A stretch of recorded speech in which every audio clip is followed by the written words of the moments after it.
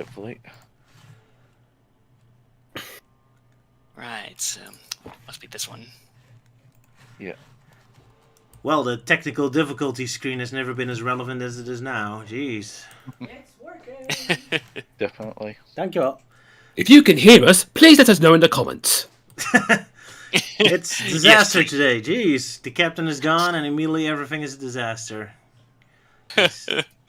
He and Sylvia are the ones keeping everything together. Yeah. Captain Obvious must be among us. Must be a Jinx thing. Alright, so I guess everyone talk for a bit so we can have evidence that we all hearable.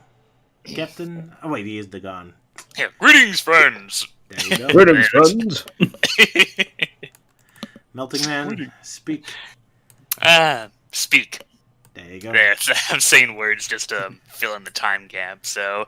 Yeah, bloody weathery with all that hot stuff. Luke, quote your favorite Shakespeare sequence. Oh, my favourite Shakespeare. Oh, it would probably be in Macbeth, where Macbeth was like having a party, and then he sees the ghost of his best mate Banquo sitting in his chair because he had him murdered, and he was like, "I know that can't do it, but never shake thy goy locks at me."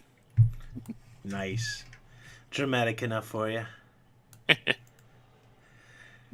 Okay, well, that's everyone, sadly. So we have a tiny club today. Okay, is everything going all right then?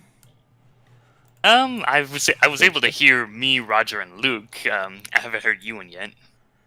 I'm not seeing anyone in the comments yet. Guess we lost everyone by the previous... Yeah, well, I was going to say 6 people watching, but then again, that could just be us and just one other person. We lost everyone. Wow, it's going great today, isn't it? Oh, well, just give them a chance. They'll eventually realise, like, oh, it started up again. Or they've gone off to their din-dins like I will be shortly. Well, what a better way to celebrate our first anniversary by being a complete disaster. Well, yeah, tomorrow is more the official anniversary, so let's just say this is the shit getting out of the way before the big celebration. There we go. It's exactly one day before the anniversary. So if everything is a disaster and goes wrong now, then this whole show can be cancelled right before we get the anniversary. We never made it through a year. Just one day. And everything just crashed together. How lovely. But yeah, so technically it's not quite our anniversary yet, and yet still we're celebrating it because, hey, we love excuses to celebrate and pat ourselves on the back, don't we? Melting Man did this little drawing of us with even our guests. Yeah, I was originally gonna have just kind of be the main 4, me, Roger, Luke, and Captain Theory, but I'm like, you know what, let's add in everyone. So I just threw in everyone that's been involved with the stream. So we got Sylvia, we got Pocket Oni, the gals from Sonic Innovation, and of course Ewan and Captain Obvious. Yeah. Very well drawn, I would say. What's that? Very well drawn, I say. Oh, thanks. And I would say this stream has been a great part to be part of, because last year during the pandemic I felt a bit lonely, not much social going on, and this stream was a great thing to look forward to every couple of weeks, and it was a great way to bond with people like Melting Man and the Captain. Oh yes. Well, it's a good coincidence, yeah, that happened. But now it's all over, so now the whole stream is a waste of time again. Yeah, well, it's always just been fun doing the stream thing, especially like the early days when I was kind of really struggling to do with, or at least try to continue on with my Give Me Chaos theories, and then I tried like doing the stream stuff, like, this is a lot more fun than doing the whole scripting that failed series of mine. But yeah, it's just something that's a lot more fun, something more different, to be a lot more looser rather than being heavily scripted. Fair enough. But now you get feedback. Now we're here to tell you you're an idiot and you're wrong. And everyone in the chat is going to yell at you. So you better keep your opinion about the Sonic movie before to yourself, or everyone's going to attack you on it. Well, I already announced that I'll be retiring the whole running gag, so, well, first I gotta make a trailer for it, then go full review script. I already have it written down, I just haven't gotten around to it yet. Alrighty. Okay, so we're gonna talk a little bit how everyone got involved with Dissected, but maybe we better save that up for later. We'll just get to the actual business of today first. Mm-hmm. So we got our first trailer of Sonic Prime. Anyone super excited yet? Well, there's only a little bit of it anyway, and mainly, I mean, I do like the animated style. I mean, you got like Sonic acting a bit like a smug arsehole who's got like, ooh, jealous, and running at a very sort of mid-slow speed through a generic Green Hill thing. But I'm interested to see how it all pans out. I hated it at first because it was so generic, but the captain made a smart comment because the show is probably about like alternative dimension hopping. So in that case, it doesn't make sense that they would present Sonic's world in the most cliche, like basic way possible, so that the effect of them going to a different dimension is stronger. So when I realized that angle, it made a lot more sense. But yeah, nevertheless, it's still a bad first impression because you're Sonic running and he has a ring and his Green Hill Zone. Yeah, he's acting like a bit smug. Yep. So it's pretty much you have absolutely nothing unique going on for yourself. It just looks cliche. Although it could point out that it has a completely new voice cast. That is very interesting. That's the most exciting thing about it. I'm kind of looking forward to hearing a new Dr. Robotnik. Exactly, yeah. Especially because Sonic sounds pretty much nearly the same as Roger Greg Smith, so I guess the intonation is going to be different, but same. But yeah, I'm kind of glad we finally get a different Robotnik than Mike Pollock. I'm kind of burnt out on Mike Pollock at the moment. And hence why I like Jim Carrey as Robotnik. He's a lot more energetic. And he's actually like a huge dick towards everyone, including Sonic. This is the kind of Robotnik I want him to be like. Yeah, very petty and a big giant dick. Exactly. Well, Mike Pollock is a little too friendly with Sonic. I mean, that's mostly Sonic Boom, to be fair, but even in the games, he just doesn't have any energy or bite to him anymore. Yeah, of course, that could be blamed with bad writing and bad voice directing. I mean, there was only one bit where Mike Pollock's element did try to act threatening, which was in Sonic Lost World, but that was towards the Deadly Six, when he was like, "Oh, I'll tear out your black hearts," and he was punching the wall and everything, but that was it. Yeah, to be fair, I think Mike Pollock could pull it off. It's not his fault as an actor, but now I just associate his voice too much with the Sonic Boom Eggman, especially since his game appearances weren't like contrasting enough to kind of pull him out of that. So yeah, so it's not Mike Pollock's fault itself, but I'm just associated his voice too much with Grandpa Robotnik needs his medicine. So yeah, old friendly neighbor Robotnik. pretty much, yeah. Like, hey there, neighbor. So yeah, I'm ready for a fresh new Canadian Eggman. Hey, make that penny, Fed. Jim Carrey's Canadian, and apparently the Sonic Prime cast as well. So gotta get a double dose of Canadian Eggman. Yeah, of course, the interesting thing with the cast that's been revealed so far with Sonic Prime is half of them are like voice actors that have been involved with My Little Pony Friendship is Magic, which I find hilarious because like, oh, Ashley Ball is there. Oh yeah, she's the voice of Applejack and Rainbow Dash. So I think we can kind of assume that she'll probably be the voice of Tails if Tails is going to be in Sonic Prime. Oh boy, so if I ever do a Sonic Prime parody, then you and the Captain are going to demand I combine it with My Little Pony somehow. It's only probably like that. But yeah, the teaser trailer we got, it's like, well, at least now we know that at least we got some new info for Sonic Prime, so at least we can stop complaining about the lack of info for a while. But yeah, if they're still going to stick to the whole, like, traveling through dimensions thing, I imagine it's going to be like, it's not going to be like, oh, Sonic goes to, like, the SAT-AM Sonic universe and the Sonic Underground universe. It's going to be something, like, very basic. Like, oh, here's Sonic going to a pirate-themed universe. Oh, a jungle-themed universe. At least from what we've seen from the early concept art.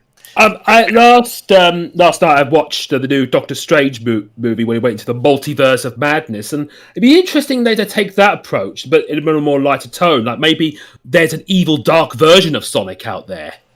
Oh yeah, like the evil Marvel heroes, Avengers. There we go. I haven't seen any of the Doctor Strange movies.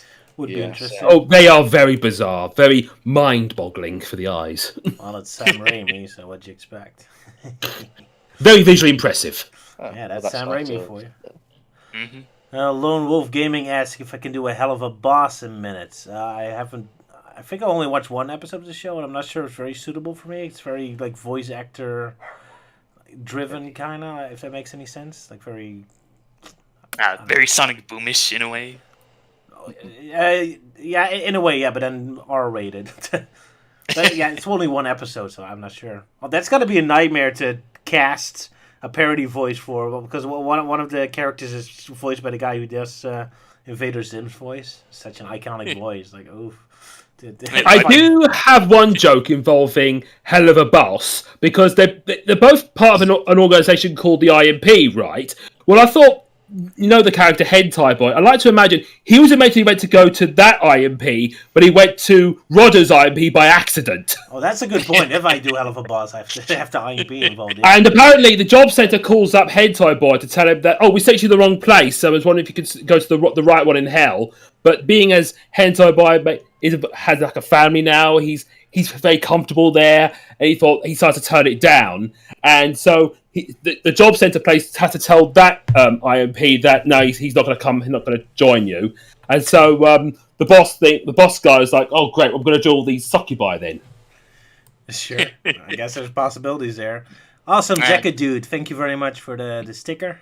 Hey, you got a $5. Hey. But yeah, I haven't really gotten around to seeing a Helluva Boss. I know I'm definitely behind it, because I think right now the series has like 8 episodes already. Yeah, it's doing very well, because it's a bit of a web series or something, or at least it started as one. But yeah, I think it's just a web series. Yeah. I think I only watched the pilot so far, so I guess I'll have a look and see if it inspires. I guess it's begging for an IMP episode at least. Yeah, IMP versus IMP. Oh boy, it's gonna be something. Sorry about like some kind of legal dispute over the name. Over the acronym. That would be funny. That'll be a weird episode, yeah. Also, latest news that Sonic sold very well this fiscal year, and Sega said they're planning a lot more new games. So I hope that's actually true. At least something like new games or new ports or something. I can't remember. Yeah, they're planning on more projects, so I hope we're going back to the 2000. Well, I mean, not as that extreme, but at least more than one game per 5 years. So hopefully so. Yeah, I think they said something like that before when the whole virus stuff started. Yeah. The pandemic. Jeez, I couldn't come up with the names. They also said, people more at home, we should sell more stuff, but they never really did anything with that, so... I'm not sure how serious I should take Sega. But yeah, apparently Sonic is doing extremely well thanks to the movie. I mean, gee, who thought that Sonic would do better if there's some actual merchandising and... No, not merchandising. What's the word? Man, I'm bad today. Marketing, there we go. Yeah, some proper marketing going on, jeez. That was so weird because when I visit England recently, it's so weird for me to see all these displays of Sonic everywhere. Man, in England, Sonic is huge. Yeah, lucky you, because over in America, or at least in my part of it, haven't seen much merchandise. Like, I go to, like, Walmart or Target, and there's, like, barely any, like, official Sonic merchandise. Like, so far, it's mostly, like, most of it is related to the Sonic movie, too, but as for, like, stuff related to the games, it's, like, I don't know, a small fistful. So, I got pretty lucky when I was able to get my hands on that Omega figurine by Jack Specific. Yeah. Alrighty. I think we should be starting with Sonic X now, because we wasted enough time. Nice, continuing on with the Sonic Adventure adaptation. Yes, finishing that off. So, does anyone want to do a synopsis? Should I do it? Try. I'll give it a go. Alright, everyone. Might as well pull my weight on this stream before I have something to eat as my reward for doing all the synopsis. Very well. Okay, synopsis for episode 30. Okay. Previously on Sonic X, something happened. If you missed it, tough shit. Anyways, episode 30, Egg Carrier Battle or Heads Up Tails. So, okay, anyway. Sorry if it's not funny at all, but let's go with it. After another crash landing by a two-tailed child on the egg carrier, Eggman starts destroying his own ship with missiles, and he keeps forgetting that missiles against Sonic are as useless as a pair of trousers made for fish. As Amy makes a break for it with the bird of hers, she gets ambushed by a Jim Carrey wannabe and his two forgotten robot lackeys where they steal jewelry from the bird like the low-life scumbags they are. Eggman, not wanting to get his hands dirty, tells his robot Gamma to shoot holes in Sonic, but just as quickly as the fight starts, the quicker it finishes due to Amy protesting against this due to her ever-changing personality roles in future media, which as punishment for this, Tails is forced to take her back to the Thorndyke house while Gamma flees to episode 31. Meanwhile, Knuckles has been causing a lot of property damage to Eggman's ship, all the while the effects of the Master Emerald Shards keep giving him flashbacks to the past, with Tikal, the not owned by Ken Penders, echidna. Our attention is then brought back to Big the Cat, whom is accompanied by Chris Thorndyke, whiny rich kid extraordinaire, where they find Big's missing partner in crime, Froggy, who is trapped over a large chasm. Big forces Chris to save Froggy by being dangled over this huge hole to either rescue Froggy or to simply fall to his death. But unfortunately for us, Chris lives as he's rescued Froggy, where they then make their escape, but Robotnik pops up with his water monster of the day, Chaos number 4. Chaos sucks up 2 Chaos rock candies and Froggy to digivolve into Chaos 6 with the added tail action that is never used. Fortunately for us, Chris gets swallowed by Chaos, but unfortunately for everyone else, Big gets swallowed up in the process. Sonic finally completes the Sky Deck level and makes his attempt to rescue Big, but he has to say Chris due to contractual reasons, which results in Chris pulling a "Sonic, my darling" facial reaction. Sonic, because of him trying to save Chris, gets punished by getting whipped hard from Chaos, but Knuckles, being the sort of animal he is, denies Sonic the pleasure. With the combined power of Sonic and Knuckles, they smack Chaos's brain, resulting in additional likelihood of potential brain damage. Knuckles decides to take the Chaos Emeralds so he can stuff them into the Master Emerald for future media usage, while Sonic fights over Eggman for piloting his Eggmobile. Big decides to show off his piloting skills to Froggy by flying the tornado plane off the egg carrier, while leaving behind Knuckles and Chris. Or so we thought. Amy, annoyed with her punishment, leaves the Thorndyke house to find more birds for her ever-growing pet collection, while Sonic has arrived at the Mystic Ruined Adventure map after once again applying the laws of cartoons by surviving a fall from thousands of feet. Eggman, annoyed he'd lost another flying battleship, decides to blow up Station Square with his missile. Unfortunately for him, it fails to explode the one time he really wanted it to. He tells his messenger Bakun to start counting backwards to blow up the missile, but Tails arrives to show off his bomb defusing skills, though would have been easier if he just told Bakun to shut up. Big shows off he can land just as good as Tails by landing the tornado on top of some trees. Knuckles departs with his things that he stole from Eggman, as well as the emeralds. Chris finds the 7th emerald and chases after Knuckles, who has already did a runner, to get away from Chris, while Big and Froggy swim off to find Sega to get a cameo appearance in the next Sonic game. And that's all I wrote. That's quite a list. Congratulations. That was... Oh no, I was scripting it because I usually just like say the synopsis off the top of my head or what I can remember. Well, I had to write it all down because I'm never good at coming up with stuff like that. Yeah, I usually find it more funny when you try to remember what happened in the episode. Yeah. But that's why I decided to add a twist to it. Yeah, it was nice to hear. It's like you could probably do like a whole series of audiobooks of that. Hey, I wouldn't mind. I'd listen to it. Whole video of nothing but episode synopsis of the whole show. Yeah. Just nothing but pure dripping sarcasm. Do one for the Sonic Boom every episode. Eggman becomes Sonic's friend again. Eggman becomes Sonic's friend again. Eggman becomes Sonic's friend again. Yeah. Stick says, I found a stone. But yeah, this Sonic X episode basically finishes off the whole Egg Carrier chapter, and we get the Tails' storyline going on. Yeah. Mm-hmm. Yeah, a couple little interesting details. Indeed, Sonic's fall from the sky looked very cartoony, which I was kind of surprised by. I rarely see that in anime. Yeah, I have noticed that when Sonic was trying to get his head out of the ground, the animations seemed to have bumped up, like something out of an American cartoon. Oh yes, it's very cartoony and showing like, oh, Sonic has a neck, which is something we rarely see. Only yeah, like I remember, like in the actual game, when he fell down, he was like squashed like a pancake and then got himself back up in normal shape. Oh yeah, it's just a Yeah. spring hit point. He went, And just him grumbling about, like, I hate that Eggman. It's like, dude, you just fell from, like, thousands of feet and that's all you got to say. As opposed to, like, how the bloody hell did I survive? Like, Well, he survived that long. Well, he survived that long fall from like getting knocked off of the tornado the first time. But yeah, yeah. But yeah, I like how Amy was in this episode. She pretty much just beat up Robotnik and then everyone. I also like that Bokon and Dacon were actually used for combat, or at least tried to, and immediately got beaten up. I wish Orbit and Cube had ever got in a situation like that. So those are the moments I really enjoyed. It's a shame Amy's only useful when it's for comedic effect, because he does pretty much work pretty well in this episode. And especially in the next one, he has some pretty epic moments.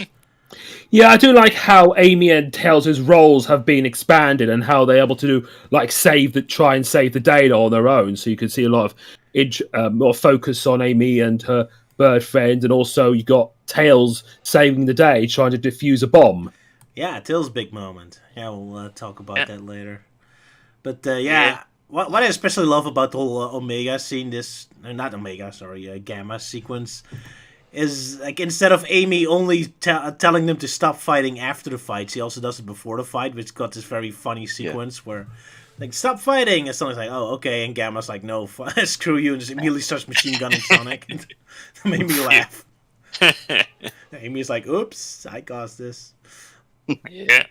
And then of course there's that whole scene where she like breaks out of Robotnik's grasp and then just hammers the wall to like knock Sonic and Tails onto Robotnik. That was a pretty awesome moment. Yeah, I remembered like how annoyingly difficult that Chaos 6 boss fight was in the game. Yeah. But yeah, with the whole bit with Amy knocking Sonic and Tails off of the egg carrier there, it kind of makes sense in the Japanese version, because like there Sonic's like, yo, Eggman, if you want to chase after pretty girls, choose someone else. And he was like, oh, Sonic, wait, what do you mean by that? And then she starts going on a I love that, because at first I thought like, oh, she's so in love with Sonic she didn't even realize the insult. Then she immediately pissed off and beats him up. Yeah, which is like different in the English though, where it just kind of feels like random that she would just goes on this spring. Yeah. I mean, maybe she could have simply said, like, what's that supposed to mean, Sonic? Whack. But yeah, the fight with Chaos 6. You wanted to say something about that, Luke? Oh, I thought it was quite well done. I thought it kind of brought back memories of like how annoying it was to fight that boss in the game. Yeah. Yeah, I was a lot less dramatic though, because I remember in the video game it was very dramatic and scary moment. Like it's a storm and thunder and rain everywhere. Well, here it's just bright day. So yeah, I know there was like lightning as well. It kind of loses the dramatic effect a little bit. I do love the shot of Big the Cat just running towards Chaos like that. It's like, oh, here comes Big the Cat to kick something. I was also quite surprised that Big and Chris did drown inside Chaos. That was kind of scary seeing them like that. It does look very... Maybe it's special breathable liquid? I guess. Or maybe the fight didn't took as long. Or they're all Guybrush Threepwood and can just hold their breath for 10 minutes. Yeah. Or maybe Chaos While is just still hollow talking. inside. But yeah, that looked kind of scary, so that was pretty intense imagery for a kid show like this. Yeah. Also, I kind of noticed when in the Chaos 6 form in the show, like, I know in the game they, like, kind of display where they're, like, the emeralds are kind of on these, like, pedestals and the other two are, like, the legs. But in the show, it seems like it's just the legs that show the Chaos Emeralds, so I don't know where the others went. That's a good question. Oh, wait, now I see it. I just looked at it closely. Okay, it's just covered up by the brain, yeah. Or by Big. Yeah, covered by Big. He's that big. Ba-dum-ching. He sure is. But I think we skipped a part. Oh yeah, I like the little scene where there's suddenly like a vending machine with drinks in there. Oh yeah. Yeah. I absolutely love they translate that silly sense of humor of Egg Carrier in the show. I really appreciate that because again, in Sonic Adventure, I love how silly Egg Carrier is with like all kinds of random, like the Hedgehog Hammer game, which unfortunately didn't make an appearance, but. That's the wonderful thing about Eggman. It's a terrifying, like, in this industrial, dangerous war machine, but there's still all these wacky elements. It's still a theme park, still swimming pools. And I'm really happy that the anime really translated that stuff in here as well. Even though it doesn't make any sense why Eggman has like a drink machine. Yeah, for himself, I suppose. But it's just funny. Yeah. It fits his character. Yeah, the logo for it just makes it funnier because I think that was removed in the English dub because, like, oh, we gotta remove English text for no damn reason. Hello?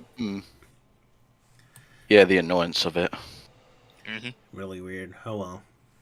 I guess they really want to make it international, even though I think in other countries they also use English for simple things like drinking machine or something. Yeah. It's not like we in the Netherlands have zero English anywhere. We can use it plenty of places. But right, yeah. So I appreciate those little details. I also go ahead. There was one point I want to point out. It's I think it's near the end of the episode where, after Big crashes the X-Tornado along with Chris and Knuckles, where they're lying on the island, the X-Tornado that was lying on the tree, it falls off, lands on the ground, and by sheer lucky coincidence, underneath one of its arms is a Chaos Emerald. And I'm just like, that is just some mad sheer luck that they just happened to be there. It's like you open a bag of crisps or opening up a cereal box and there's a Chaos Emerald inside. Well, that's the Sonic universe, just like how they got the Phantom Ruby all the time. It's not you walking down the street going, oh, look, a Chaos Emerald. That's Chaos Emeralds for you. Yeah. But yeah, that's the end of the episode, so I guess we shouldn't jump too much. Yeah, I didn't watch the American version this time. Do they explain why the President's Aid is now yeah, I don't think they really explained why. Not really. Yeah, because I did remember in the later episodes, in the Japanese version, they actually put emphasis on the President's Aid when he saves Sam Speed. In the American version, they completely skip it over, so probably people don't even notice he made an appearance in that episode. Yeah, because in episode one of the season 1 finale episodes, they cut out the whole bit where he's now working as like a trash can collector. But now it's like, oh, now he doesn't have a job. Now he's just a homeless bum for some reason. They never really explained. Yeah, it's so weird they removed that from the American version. Although I guess people like it because it's less humans, I suppose. But I kind of like it because how pathetic he is. But, and poor Jeremy, yeah. And it's character development because he does become a more serious character now, but he's not allowed to have it in the American version, I guess. Yeah, because the American version hates Jeremy, apparently. But I found it so funny in the Japanese version where he sees Eggman, he's immediately like, hey, help me, buddy! For no reason, he just expects Eggman and no terrorist to help him out. It's like, what do you expect him to do now? Just give you money or something? Or, hey, become part of my evil army, why not? Like, it's such a funny scene where just the president's age randomly, like, hey, Mr. Terrorist, help me. Like, okay. The early stages of Agent Stone. That would have been an interesting twist if he became like an Agent Stone kind of person here. An interesting twist. Really random thing that kind of amuses me. But yeah, so the final half of the episode is all about Tails' big story. Robotics used a missile at the city to blow it up. Tails gets to save the day. He actually flies with his tails, which is very rare in this show. So I felt the need to point that out. Yeah. Because that's one thing I did notice, like the amount of times he's ended up flying most recently in the episodes. Yeah, and these episodes he flies a lot. Because he's normally just grounded. Exactly. But it's like most of the time they forget he can fly himself, or he has the airplanes for that. Yeah. I guess he just had to inject his tails with steroids just to fly. Maybe. Who knows? But yeah, so we get this silly ending where the missile is about to explode. It's kind of weird that they kind of changed it from like a confrontation between Tails and Eggman more into him just being smart enough to take down a missile. Although I one hand, I guess that makes sense, fits more with his character. But on the other hand, it kind of makes the theme weird. Because the whole point is that Tails proves himself that he doesn't need Sonic anymore. Because, like, oh, I'm all alone. Sonic isn't here to help me, so now I have to do it. But the sad thing is, even if Sonic was there, he still had to do everything alone. Because it's not like Sonic knows how to disable a rocket. So he was on his own either way. It's like Uncle Chuck is pretty much the only one who could have helped him here. Yeah, and Chick wasn't even worried. He was just kind of like has that smug grin on his face when that's all going on, while everyone's like, "Oh, shout out! Oh, is he gonna do it? Oh, is he gonna do it?" That kind of thing. Mhm. But yeah, I do find it kind of funny. Like for Tails, he's just like thinking, "What would Sonic do?" He's like, "I know what to do. Spin dash into it." You probably make everything worse. Yeah. I can see it being like a parody of those scenes in action movies where the hero has to defuse a bomb and you can see the timer going down, but it's like you got Pokken just like doing the countdown out loud, and I thought that as Tails was defusing it, Pokken would stop as soon as he says 2 or something, because in movies you're always able to defuse a bomb before it hits 1. Oh, that's smart. So Yeah. just make it explode at 2. Just to let the count. Melting Man, I barely hear you. Oh, sorry, I moved my mic. But yeah, it's funny that Bo-kun is like left there to do the countdown until the missile blows up, and Robotnik doesn't even care. It's like, oh, go ahead, count down. I don't care if you die. Hey, he likes exploding, so he should be enjoying himself. Yeah, it's kind of funny. He does congratulate Tails at the end of it, didn't he? Yeah, he congratulates him, and then quickly turns back like, yeah, just wait until I tell Robotnik about this, me. Yeah. Yeah, I was expecting him to say something like, "Thank you for saving my life, but next time it'll be different." Next time I'll kill you anyway. Yeah. Exactly.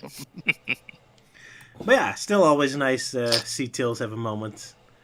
And so far, I'm kind of like impressed how little Chris has annoyed. Because I remember the Sonic Adventure adaptations being completely ruined because Chris takes away everyone's big moments. But up till this point, he hasn't really done it. For the most part, he's been stuck with Big to Cat, which is I'm perfectly fine with. For any character to be stuck with Chris, Big to Cat is a perfect choice to make. Yeah, just lump all the joke characters together. Exactly. I mean, Chris will be annoying in the final episode of the Sonic Adventure adaptation, but up till that point, luckily the humans play a very small part, so all the other characters get their moments to shine, so I'm grateful for that. So Tails got his big moment now, and Amy and Gamma get their big moments the next episode, finally. Pretty sweet.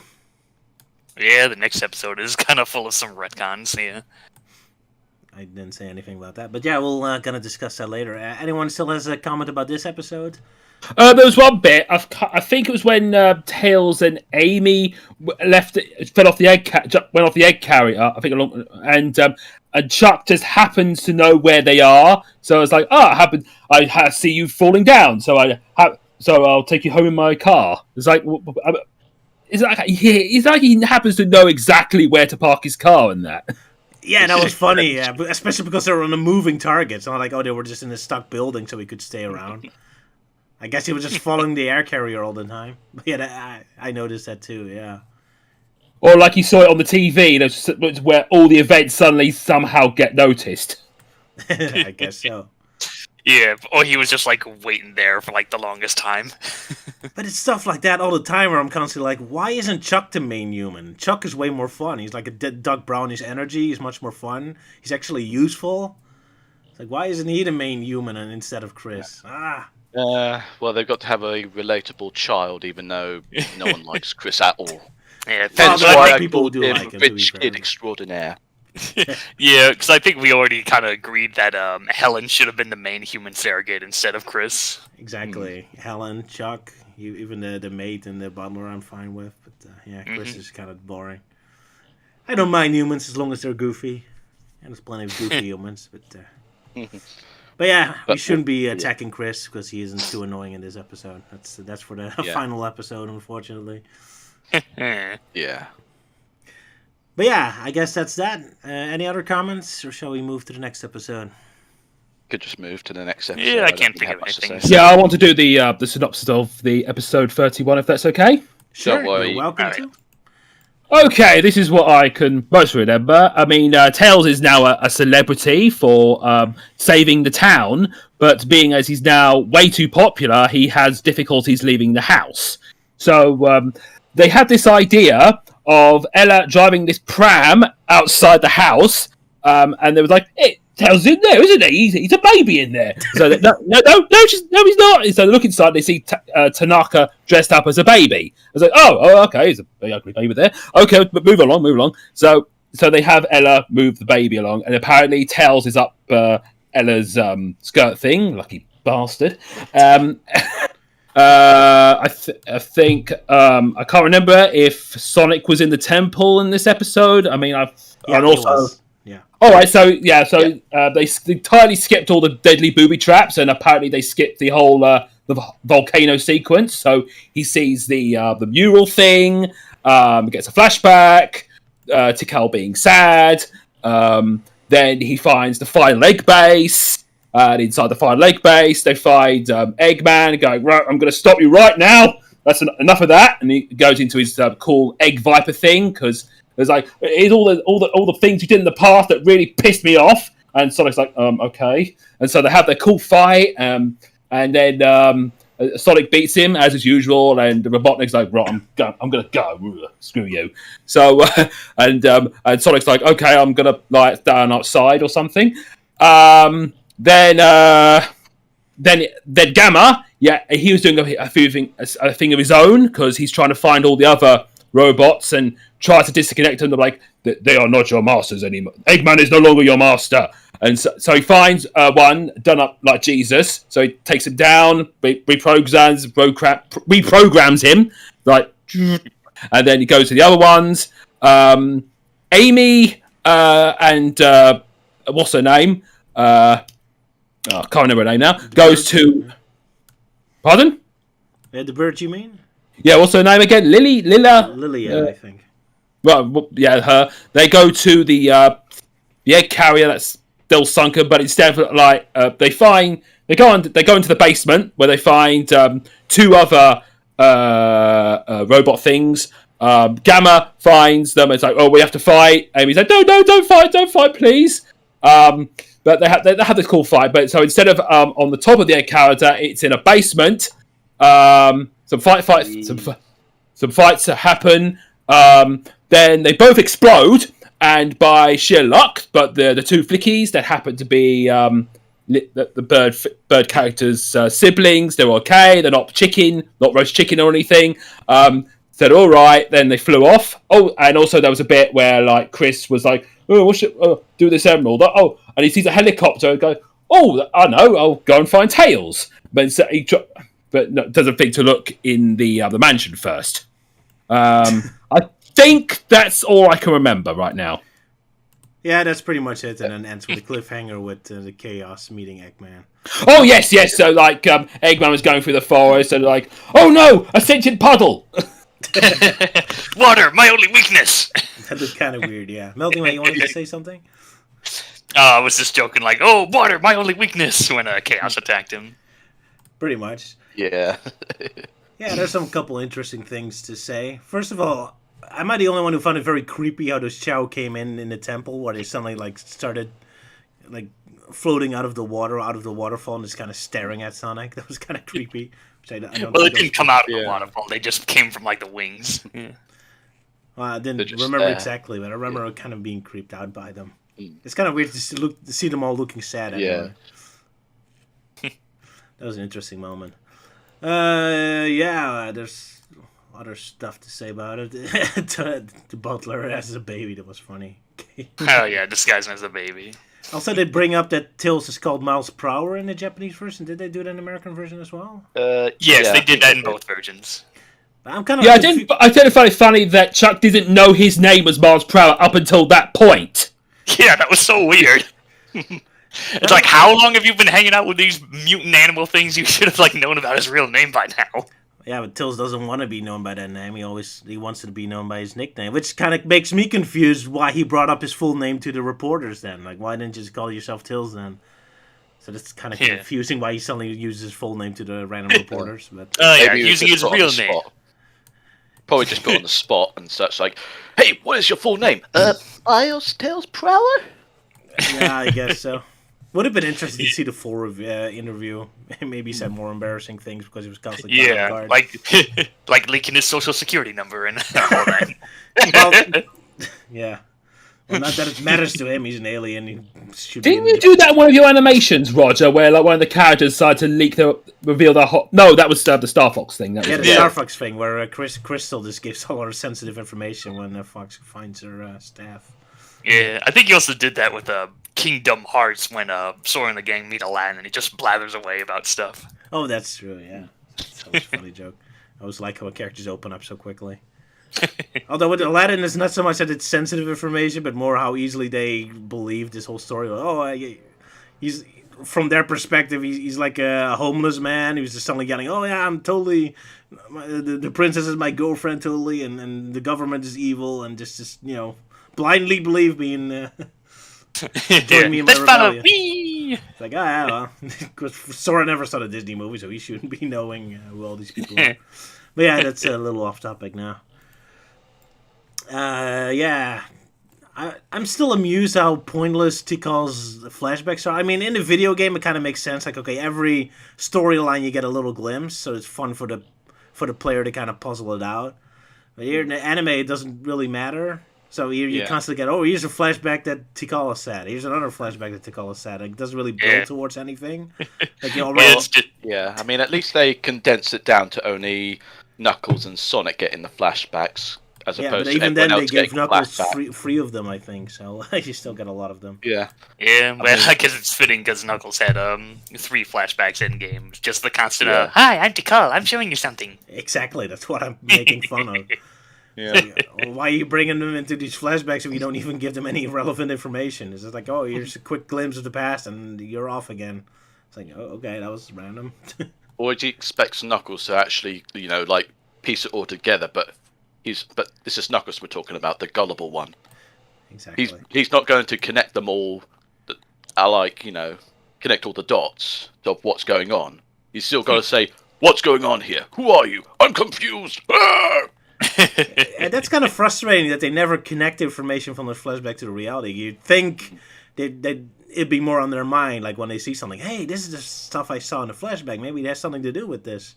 But no, it's like as soon as the flashback is over, they immediately don't care about it anymore. And they're like, whatever. It's just a random dream I had. Oh well, that's our heroes, I guess. All the Sonic characters are going to be like, well, I'm not doing drugs ever again. Pretty much. Yeah, gotta stop smoking those mushrooms.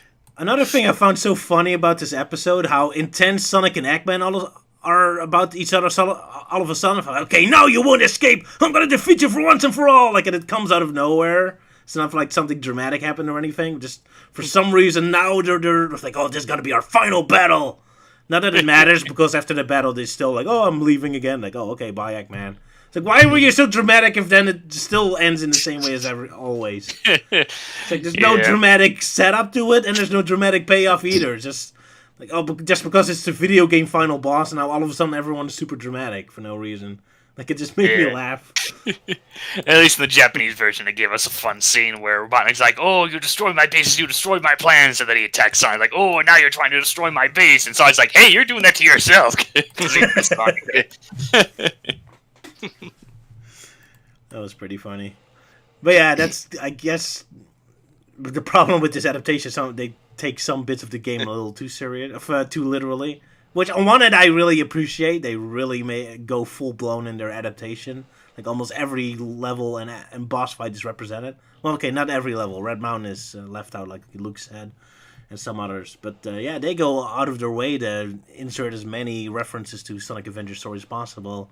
But yeah, on the other hand, it also means that the structure of the episodes is kind of random sometimes. Yeah. But yeah, I see the Bokun's up on screen, yeah. It's kind of funny. It seems like in the Japanese version, there always seems to be this running gag with the televisions that he keeps dropping off, where Robotnik always ends with, and now this robot will self-destruct. And now this robot will pelt you with baseballs. So in this episode, I feel like this is like the end to that running joke, where Robotnik tells Sonic, we're gonna defeat, fight once and for all, finish it off. And now this robot will, forget it, doesn't care. And then Bokun starts complaining, like, Eggman, you idiot. I want to self-destruct! Yeah. I want to live my dreams in being a terrorist. Exactly. Yeah, the last episode he was scared of blowing up. Yeah. Go figure. Anything else? This... Yeah. Oh, I know. I have a few things. So, like, this episode shows more of Gamma's mission with saving the other E-series robots, which, of course, is much different. Rather than going around and blowing them up, he just like finds them and deactivates them. And it's weird how they're kind of just like stationed at like random spots. They're just tied up at random cliffs or whatever. They're not like active or anything. That's a good point. They never explained it because last time they just disappeared, like they were all killed off. And then now all of a sudden he just finds them like tied up on a mountain. Like there's no context to this whatsoever. Like I guess that's their punishment for failing. Yeah. Like I just gotta hang you up this mountain like now. Like yeah, it's like You remember Eggman like just Jesus? left there. yeah. Exactly. Yeah, him just leaving them up there, being like, you're gonna stay there and think about what you've done. I'll be back later on, maybe. It's really random. Yeah. Yeah, and what's even more random is that this episode, like, suddenly remember, like, oh wait, E105 Zeta was a thing, so okay, let's throw him in there, even though he wasn't present throughout the whole adaptation. Yes. So I guess in the Sonic X universe, Zeta was always designed to be a generator. I guess so. What another thing I found very interesting is the video game Sonic Adventure never really shows what Gamma's opinion about Dr. Eggman is. He just kind of changes mission and then he just goes off his own thing. So it's like he never really betrays Robotnik. He's just off doing another thing. And this one, they really make him closer to Omega that he's actually pissed off at Robotnik. Even so much that at one point he just randomly starts shooting a mural of Robotnik. Which is already amusing because I have no idea why there's suddenly like a random statue of Robotnik in a random cave. I mean, it is in character. I mean, in Sonic Adventure 2, you also see like random Robotnik statues in a pyramid, so I guess it's just Robotnik. It's just like, I'm just gonna install statues of myself everywhere, no matter if it makes sense or not. But yeah, it's kind of interesting to make Gamma a little closer to Omega in here, because Omega is basically his spiritual successor. Yeah. But yeah, with all the with him blowing up the mountain and whatnot, I guess we should probably talk or at least mention like the differences with the sound effects between each version. Because like in the Japanese version, they actually use like real gun sound effects. So when Gamma's blowing up the statue, it's like da da da da da da da da da.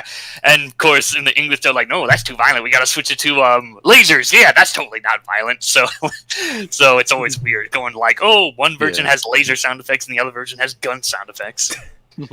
Yep. Surprised they kept that in though. I was kind of amused how like the Zero is kind of like derpy at the start when Amy meets him for the first time, where he's also just knocked about when the egg carrier crashed and he's just laying around with Boke on him to take on. Like, oh yeah, that's another weird retcon they threw into this episode. Because like in the previous episode, when like everyone's like leaving the egg carrier, we see them like jump off and like go parachuting, and then the next episode, oh nope, they're suddenly back in the egg carrier. I was kind of expecting like the Japanese version would be like this weird meta explanation, like oh this is the episode, we gotta keep the ratings up or something. But no, they never do that. They just go on like oh Robotnik can survive anything. We shouldn't worry about him. That was kind of weird. Yeah. I've also noticed how easily Amy took out Zero, because in the game he was like indestructible. Oh yeah. Yeah. Then again, all boss fights go down in one hit in this one. But Amy looked really epic in this episode. There's like one shot where she just kind of dives into a room. It looks pretty cool. Yeah. It really makes me wish Amy had more action moments like that. Yeah, I think this is also the only time in any adaptation of Adventure where we see Amy like actually discover where the birds are, because in the game she just finds them at pure luck near the end.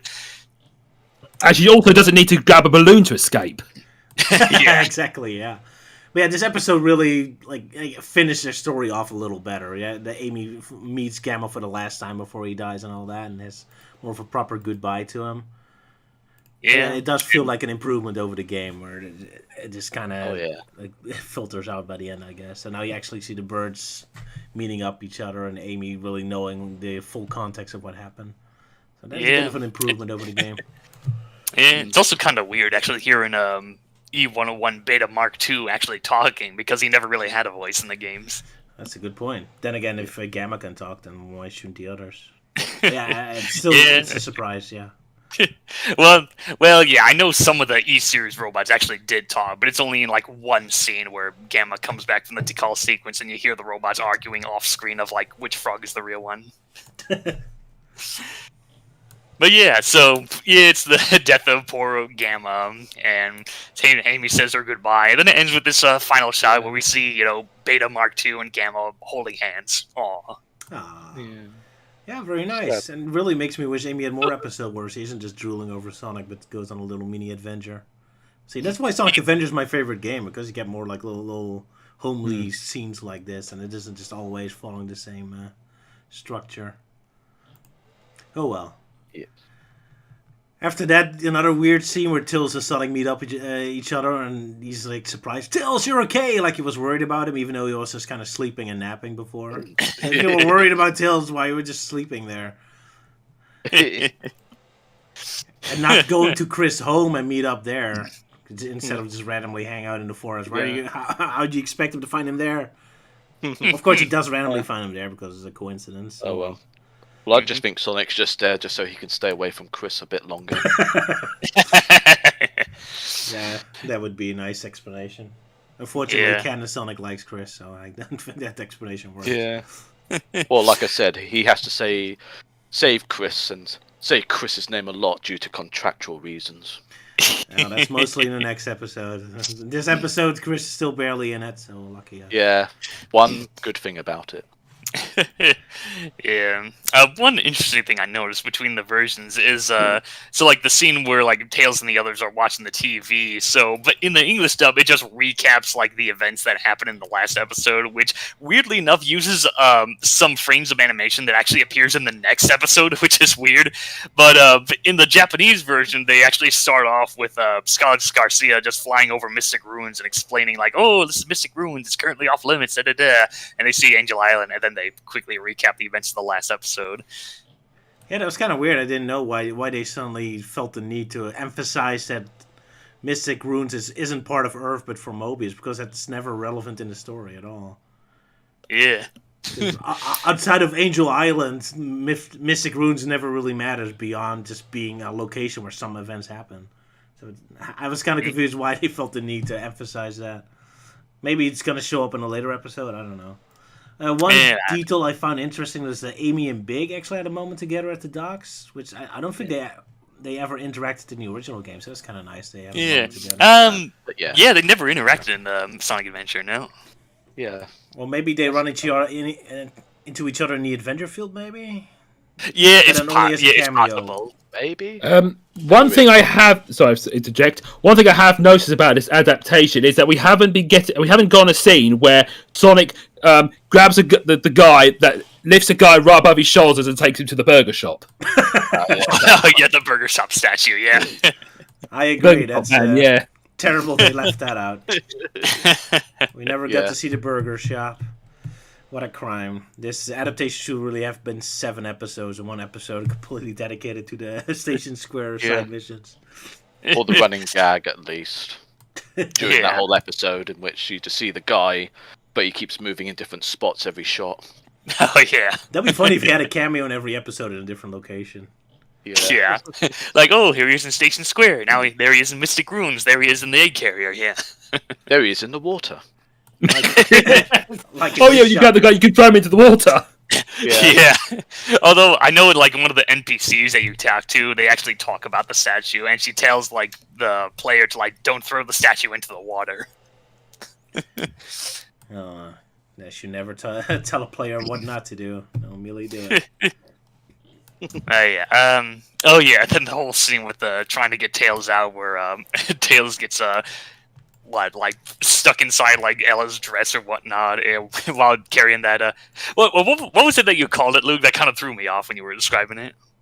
Oh, I'm saying that that Tails was up his skirt. Yeah, but I mean, like the baby carriage. Like, what was it that you called it? Like, I was just saying, there's a baby. That might be thinking there's a baby, and Tails in there as a baby. But I looked inside the pram, and it's Mr. Tanaka as a baby. Oh, Pram. Pram. Yeah, I've never heard of that. Pram. Yeah, Pram. I've never heard of that word before. It's British. Oh, I guess we don't have that term in America then. I've never heard it in America. So yeah, guess I got a taste of English culture for today. There you go. Learn a little bit of British culture again. You wacky British with your wacky words. And the sad thing is, my brother-in-law is actually British. Oh yeah, what part? I think he originally came from Nottingham. I think, like somewhere in that area. Okay. Yeah. That's cool. Yeah, and then he moved to America. It was now my brother-in-law's. Yeah. That's nice. But yeah, later with Fleetway, I remember one of the characters suddenly saying, "Oh, I'm peckish." And it's like, "Oh, yep, British." Such a British word. A bit peckish. I'm feeling a bit peckish. You weird British and your weird British words. Yeah. Peckish for tea and scones. There you go. Anything else about Omega's exciting episode? Well, the bit where like the two robots explode and the flickies came out. I was wondering like how they didn't get fried, but of course like, they were in this like shield thing, so that was lucky for them. That's a good point. Yeah, they did show they had some barrier around them, but yeah, I was also kind of laughing about it, like, oh, they're gonna be dead. Yeah, it's like Kentucky Fried Flicky. But yeah, in the games they do pop out in like a green barrier or something before like running around in the game. Even so, even after they get out of the fire, they're still hanging around the fire while there's still hot air rising. And isn't that the most deadly thing about fire? It's like breathing in the hot air, so they should still be dead at this point. Yeah, they hang around there for quite some time. You'd think they would have like suffocated by then. So you might want to get to the deck first. Because at least in the video game it takes place on top of the ship, so at least they have the fresh air. Here they're right in the basement. So not the place you want to be in a fire. Oh well, kids game movie anime logic. Always fun to think about. After saving them all, they still turn into fried chicken. And Amy at least had a good meal out of it. Which leaves us to the final episode. So I guess it's my turn to do a synopsis, or does Melting Man want to do it? Oh no, you can go ahead and do it. All right, so we start off with something. Okay, so this is the big finale, of Sonic Adventure. So of course we start with Chris' school, because they really set up the big epic fight coming up, where they finally notice that Chris hasn't come to school for a very long time. But we finish off a random subplot that has nothing to do with Sonic Adventure at all, but Mr. Stewart finally proves that he's a good teacher, so that's very heartwarming, and we're all happy for him. It's kind of funny that Helen yet again gets most of the lines, so I'm still kind of confused why Danny and the other girl, I barely even know the name, why they're just supposed to be the main Chris friends, since Helen gets all the attention all the time. Not that we complain, of course. Anyway, we finally go back to Tails' weird, creepy workplace. It's still kind of confused looking for me. Where we finally going back to the actual Sonic Adventure final story. They find Dr. Eggman who's been knocked out by Chaos for some reason. Eggman is, of course, very angry, and he doesn't do any exposition like he did in the games. He just immediately flies off, pretty much. I love how he looks when he's flying away. He looks very epic. Man, I really love these shots in Sonic X. Anyway, yeah, Sonic and Knuckles get their final flashback. Tails is not allowed. Tikal hates Tails for some reason, I guess. But yeah, they finally get to see the full context of the scene. All the echidnas go to war and just destroy all those stupid evil Chao, as I showed in my parody, my favorite moment in the whole series. All these echidna warriors battling these tiny little baby Chao. But then, of course, Chaos shows up and immediately destroys all of them. They just call it that they're vanished. Maybe because they don't want to say they're killed or something. I don't know. They all got banished to the Shadow Realm. Exactly. Man, must be very busy in the Shadow Realm with all this. That's the real crossover event. Every single character in the Kid Show who dies all just shows up in the Shadow Realm. But yeah, so they finally know about what's going on, so they need to find the last Chaos Emerald. And lucky them, Chris immediately comes running up to them, because of course our favorite character has the final Chaos Emerald. And then he immediately screws up and Chaos attacks him. And we get to see Tails flying again with his tails. I have to bring it up every single time it happens, because it's so rare and I'm so impressed by it. Like, oh look, they remember. How adorable. Yet again we get creepy Chao staring at everyone in the distance. Yeah, great. First Captain goes on about JoJo Bizarre Adventure references, and now Roger goes on about Tails flying. Hey, at least it's relevant, I suppose. True. So then we get a recreation of the city being destroyed. I absolutely love the first shot. Immediately has like a weird clown car, which immediately kind of ruins the mood. Kind of amused me. But yeah, it's kind of cool to see this whole scene redone again because it does look pretty epic even in the anime, but now with some of the other characters in it, like Sam Speed. It's so weird to have all these comedic relief characters suddenly get involved in this dramatic, like, disaster sequence, including even Sam Speed pretty much sacrificing himself and almost getting a near-death sequence, although he shows up later on again. But yeah, Perfect Chaos shows up and he's pretty epic looking. So the scene is very amusing. The American version is hilarious because as soon as we cut back to President and Roots, immediately get the sexy Roots theme music again. Like, yeah. It made me laugh so hard. It's such a dramatic scene. And then suddenly the corn music starts. Yeah, like the Japanese version is just this one consistent track, but the English dub's like, oh, Rouge has a cameo? Quick, someone get the saxophone. There, job well done. I can imagine like Rouge's expressions like, I would like to get involved, but I wasn't in the actual game, so I can't. Yeah, indeed, Rouge doesn't really do anything other than make the American version funny with a theme song. Yeah, they just... There was times I even forgot that Cream was there. I was like, "Where's Cream?" Cream does show up a bit. Yeah. They just needed their fan service. Yeah. That was so funny. But yeah, more epic shots of chaos destroying the city. I kind of like how clean the skyscraper is broken. It looks very unrealistic, but make me laugh. But yeah, so we go back to Cream and Cheese at home. Like, oh, what's wrong, Cheese? It's just a demonic destroying the city. Why are you upset about? But yeah, so we get more foreshadowing that Chow have some sort of connection with Perfect Chaos, of course. We get Mr. Stewart gets his big character moment now. Weird place to get it, but yeah, he's saving the children rather than doing his job as a soldier. I mean, might as well. It's not like as a soldier you could be doing much useful anyway. But yeah, I kind of like the guy in the background because in the background it's like a still picture of a guy pointing and he never moves in the whole scene.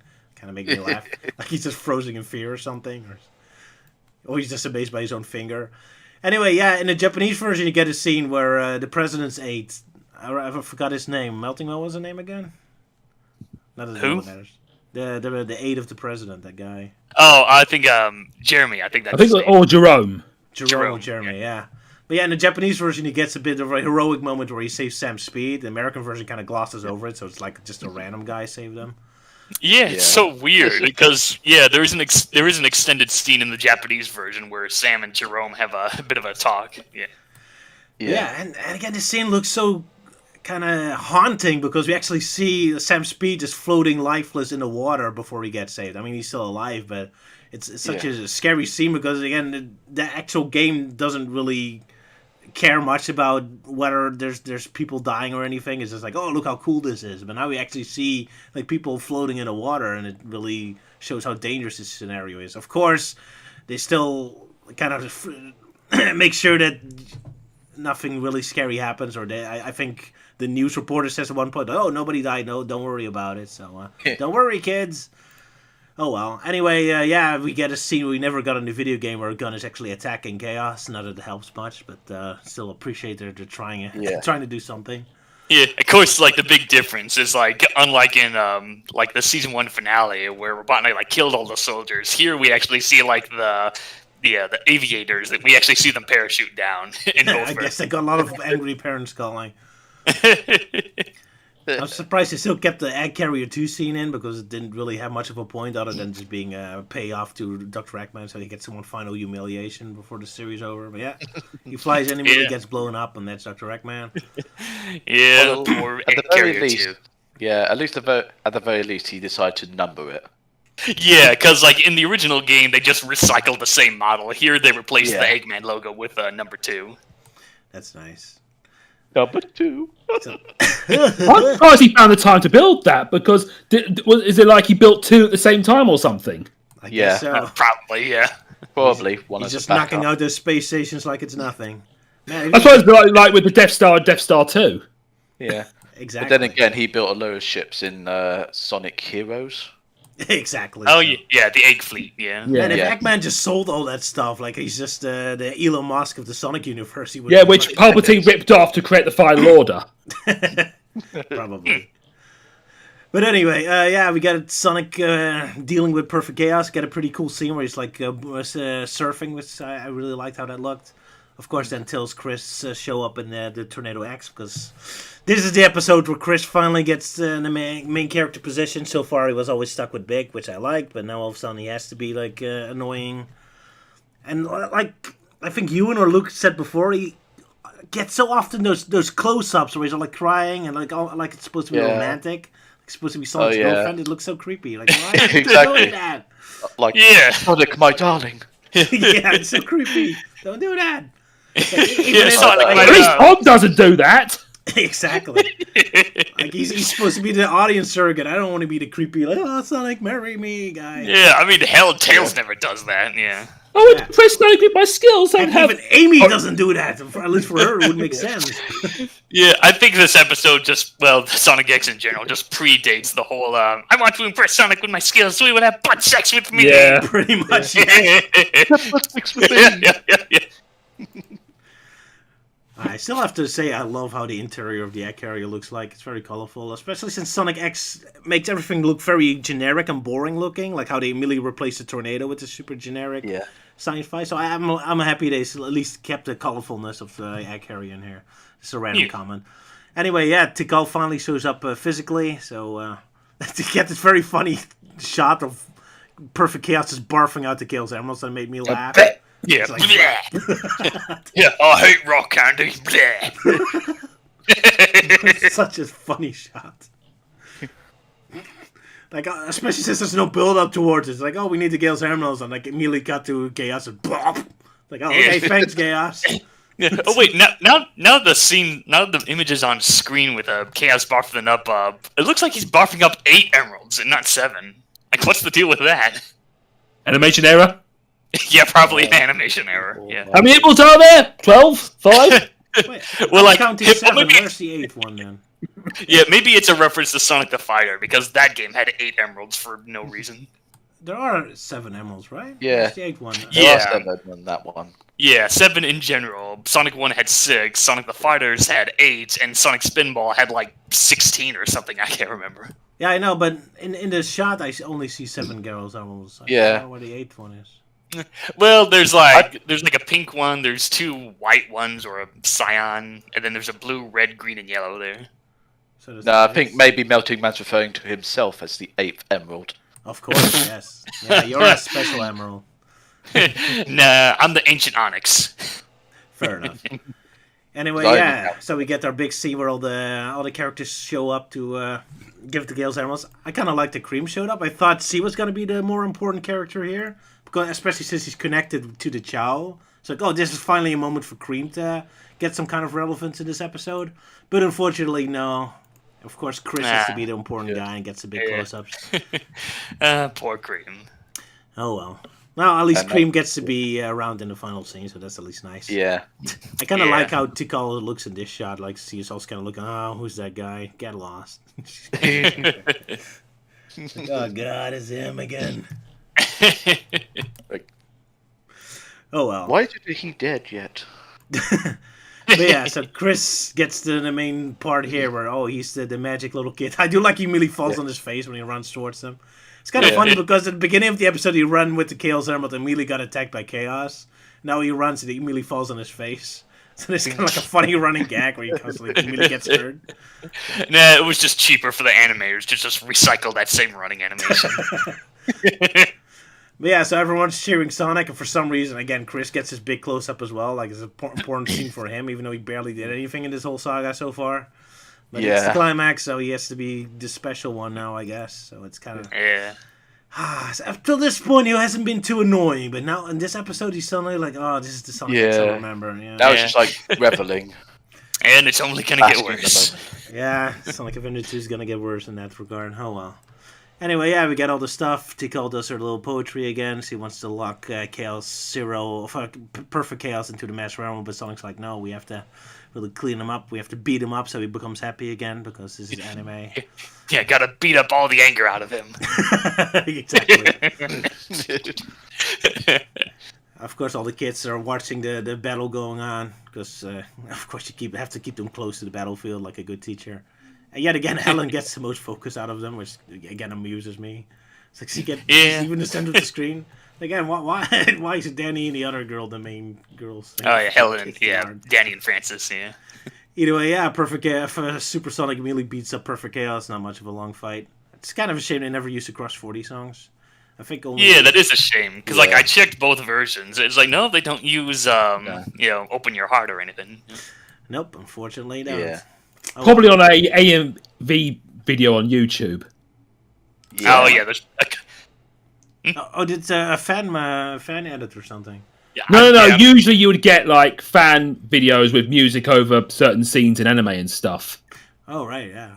Yeah, I'm sure there's one out there for Open Your Heart for the Sonic X bit. Fair enough. Then again, they barely use any of the songs of the games anyway, so I guess it makes sense. Outside of the Drowning song having an almost cameo, I don't recall hearing any music from the games. What a shame they barely do that. Oh well. Well, I think it happens much later, because I know in the Adventure 2 adaptation, they use one track from Adventure 2. Hooray! But yeah, that's for later. Anyway, yeah, the Chow being creepy again, just kind of randomly float out of the water. Yeah. It's kind of like they almost like... It kind of reminds me of Toy Story, where all the toys come alive and suddenly start like rising from in the mud and all that. Oh yeah, it's kind of creepy. I know for a fact that if Luke was given the choice of like, redubbing this, he would obviously put in such ominous music and more sort of like rainy, sort of darker effect. Like, I'm saying like, I imagine if you were in charge of like doing any voice, some sort of like redub of this, then you were in charge of the music. You would basically have some sort of like dark, ominous music playing as the Chows slowly come out of the water. That would be a running gag. Probably that theme from The Omen. Oh, little Sonic. Or something like that. Anyway, yeah, another interesting change between the Japanese and American version, where the Chow come from. The Japanese version bring up the fact that they came from from Tanaka's hometown, from the episode where they were in Japan. So they are Earth Chow. Well, the American version tries to imply they're actually from space or from Sonic's planet. They traveled intergalactically to go to Perfect Chaos, which doesn't really make sense since we already saw them on Earth before Angel Island and the Master Emerald were even on Earth, but oh well. Yeah. I suppose it's like that sci-fi trope that you got this advanced alien race and we sent people to all these different planets to plant the seed of life into them or something. Yeah, I guess so. It's still kind of... it doesn't really matter. It's just a funny little detail, I guess. But yeah, so Tikal and Chaos have their final moment. They look at each other and then they fly up in the sky. Like, I'm still not sure if this means they're dead or gone or how I'm supposed to interpret this. But yeah, they just fly up in the air and disappear, I guess. And then we never see them again outside of random cameos in later games. They died on their way to the home planet. Yeah, shoot after the Simpson thing there. Yeah. I have to go. Yeah. Oh, go ahead. I was like, I have to go now. Our planet needs us. Yeah, I remember doing that with Infinite, with Gimmick Chaos Theories. But I have to go now. My planet needs me. And then it ends with, and then he crashed into a wall and died. The end. Exactly. Okay, so while the whole thing about Chris always taking everyone's key moments, which surprisingly he didn't do too much in Sonic Adventure 1 yet, is kind of annoying. Here's one part where he kind of steals Tails' moment, but I kind of love him for it. Because, of course, that's the infamous moment where Tails is right in the middle of the rubble of Station Square and goes, all ends well, isn't it? Like, yay! Super happy that everyone's dead. Now Chris gets this moment, so they're right in the middle of the rubble everywhere, and he's just beaming, and it's a big thumbs up. Like, yeah! People dead, the whole city is destroyed. Yeah. Sweet! But yeah, one good use for him, at least. Just to get rid of that, just so they don't have to say, oh, well, that ends well. Nope. Are you kidding me? Look at the place! It's not well! Yeah, of course, that's just how it ends in the English stuff. In the Japanese version, there's an extra scene after that where we see Big is trying to fish, like, oh, I'm not getting a bite. And then it ends. Yeah. That was so funny. Would be funny if he did get a bite and then he fishes up like a corpse of a human who died and holds his head. Now there's an idea for Adventure Sonic X in minutes, yeah. It's a shame I don't do these sketches anymore. Otherwise, it would be the perfect one. Yeah. Such a perfect dark moment. But yeah, even without that dark punchline, just the fact that he immediately goes fishing again is funny to me. Yeah. It's like right in the middle of a disaster zone. It's like, okay, enemy is gone. I'm gonna fish now. Yeah, the bit where Sam Speed was engulfed in water, I was like, yes, he's drowned. But then he's like, oh, they saved him. Now put him back. Yeah, that was kind of the weird thing with Sam with like doing the whole pulling the guy over, because like I think in the Japanese version they continue on with this whole running gag like, oh, trying to come up with a cool nickname, and I think it's more funnier in the English dub where instead he just goes, oh, I see you were going over the speed limit, but since you asked for my autograph, I'll let you off with the warden.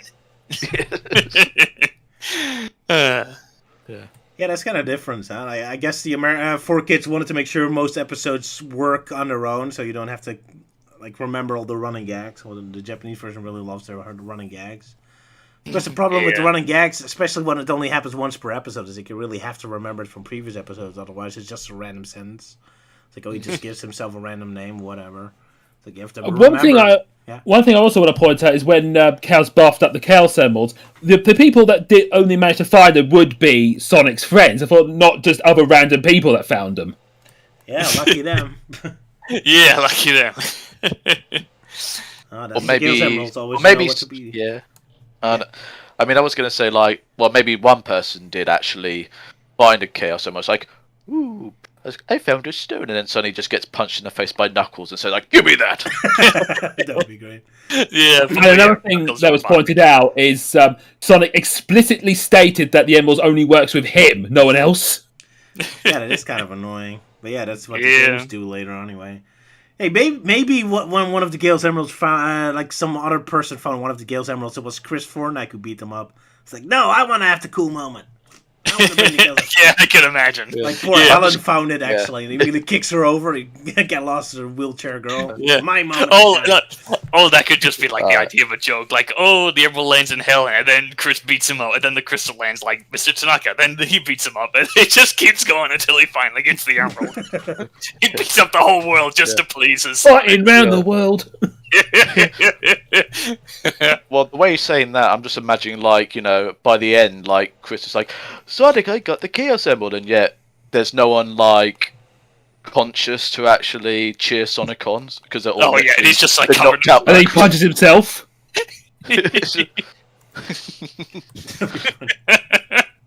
I don't know, well, maybe, like, because no one there is there to make Sonic, like, you know, feel good about himself and such. But then when the moment Chris decides to punch himself out, Sonic's like, okay, now I'm happy, and then turns Super Sonic. Oh, yeah, that's hilarious. Good stuff. But yeah, that concludes our Sonic Avenger 1 adaptation. Yeah. And roughly speaking, pretty good. Yeah, I guess one thing I wanted to comment, like the opening where we see, the teacher guy who's now starting to bond with the children. So that was kind of an interesting moment, seeing him like being, you know, doing his damn job as a teacher for once. But of course, the other thing that made it great was because it has Helen, aka Best Sonic X character. Yeah. Yeah. Sure. I'm looking for a relevant shot. Darn it. Yeah. Not sure if Luke's connection's alright. I'm okay. You can hear me? Okay. Yep. Yeah, I was just wondering because you were like silent for quite a while. I thought, oh, is his connection gone again? No, I was just listening. Okay, good. Because I've got nothing else to add at the moment. Fair enough. But yeah, so that concludes the Sonic Avenger 1 adaptation. I think they did a pretty good job. So, outside of Chris being a little creepy at the end, but for the most part, I really enjoyed it. Yeah. Yeah, it's fine. There were a few things here and there that were kind of felt a bit... It felt like most of the boss battles were kind of a bit rushed, like when the Egg Viper showed up and then Sonic immediately takes it out with no problem. Yeah, that's one problem. All the fights are over very quickly. Then again, I don't like long fights, so I'm not too upset about it. But yeah, pretty good. Yep. I mean, it helps that Sonic Avenger is very episodic by itself, so it's kind of easier to translate to a TV show. Like, oh, here's just an episode with Gamma's story, and here's an episode about Tails' story. I mean, usually it's per half episode, but I really like that. It really gives the characters a moment to shine. Unfortunately, with Sonic Adventure 2 later on, it's going to be more of one straight up story, so then you don't really get the episodic bits anymore. Ah, yeah. But yeah, pretty good. Mm-hmm. So I guess it's going to be time we move to the Fleetway portion of this stream. The British world of Yes. Sonic the Hedgehog, yeah. Exactly. I'm getting a lot of comments that people are confused about having 2 streams on now, so I'm going to delete the previous one. So that's why I'm a bit slow. Okay, can you guys talk about something stupid while I'm doing a YouTube thing at the moment? Yeah. All right. Well, I guess this would be a nice time to put in my shameless plug of a new series I've been starting.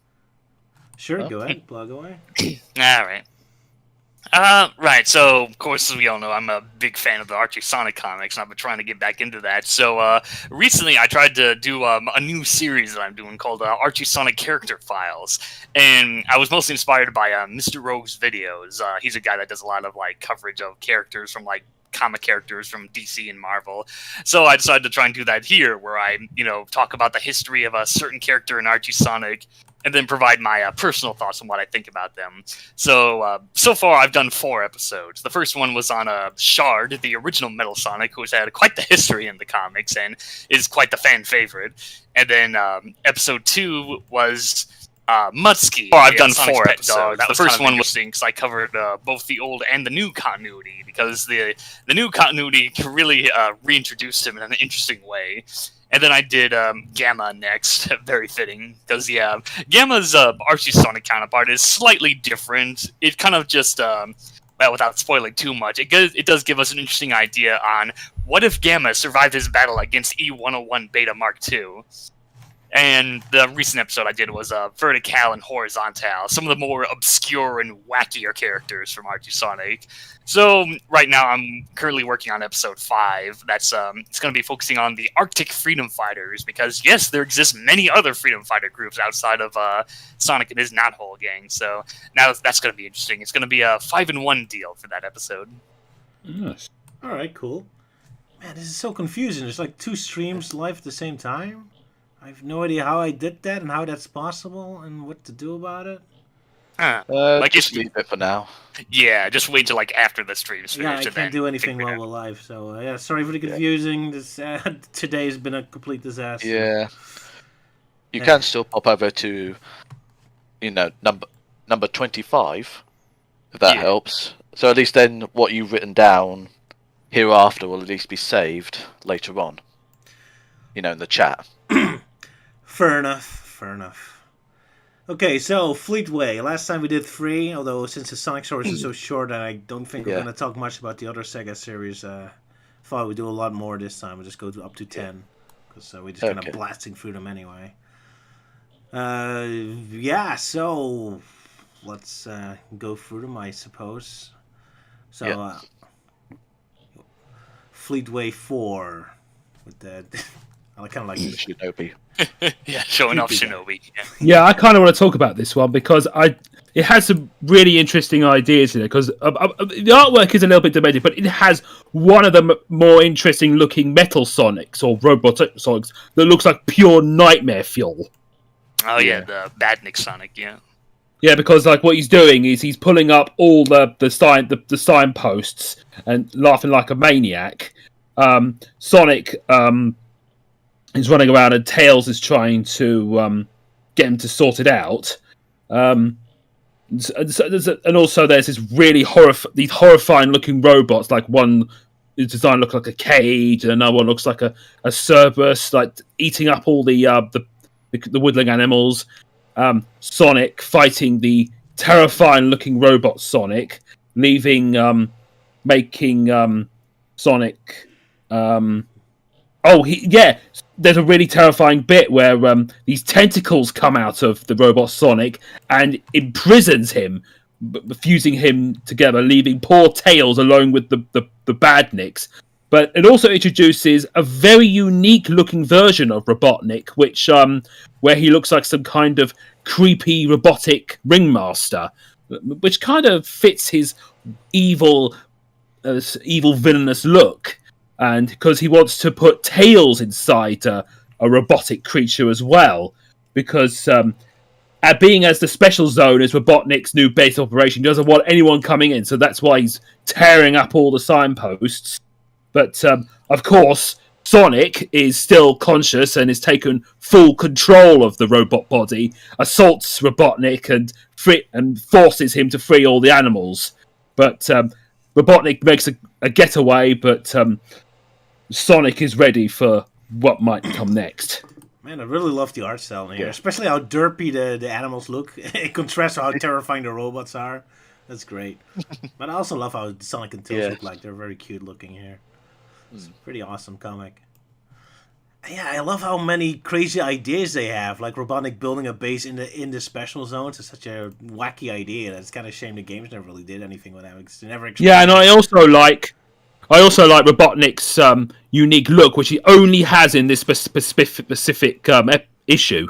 Yeah, that's a bit of a shame. But yeah, it's kind of fun that Robotnik just puts on different clothes. It is kind of weird his clothing is completely armor. Maybe deliberately to avoid being beaten up. I think it's nice to appeal to that the robot theme. Robotnik. Yeah, and it's also nice touch that they remember the previous comic where Tails also turned into a robot. So it's kind of nice kind of building on that and not supposed to ignore that.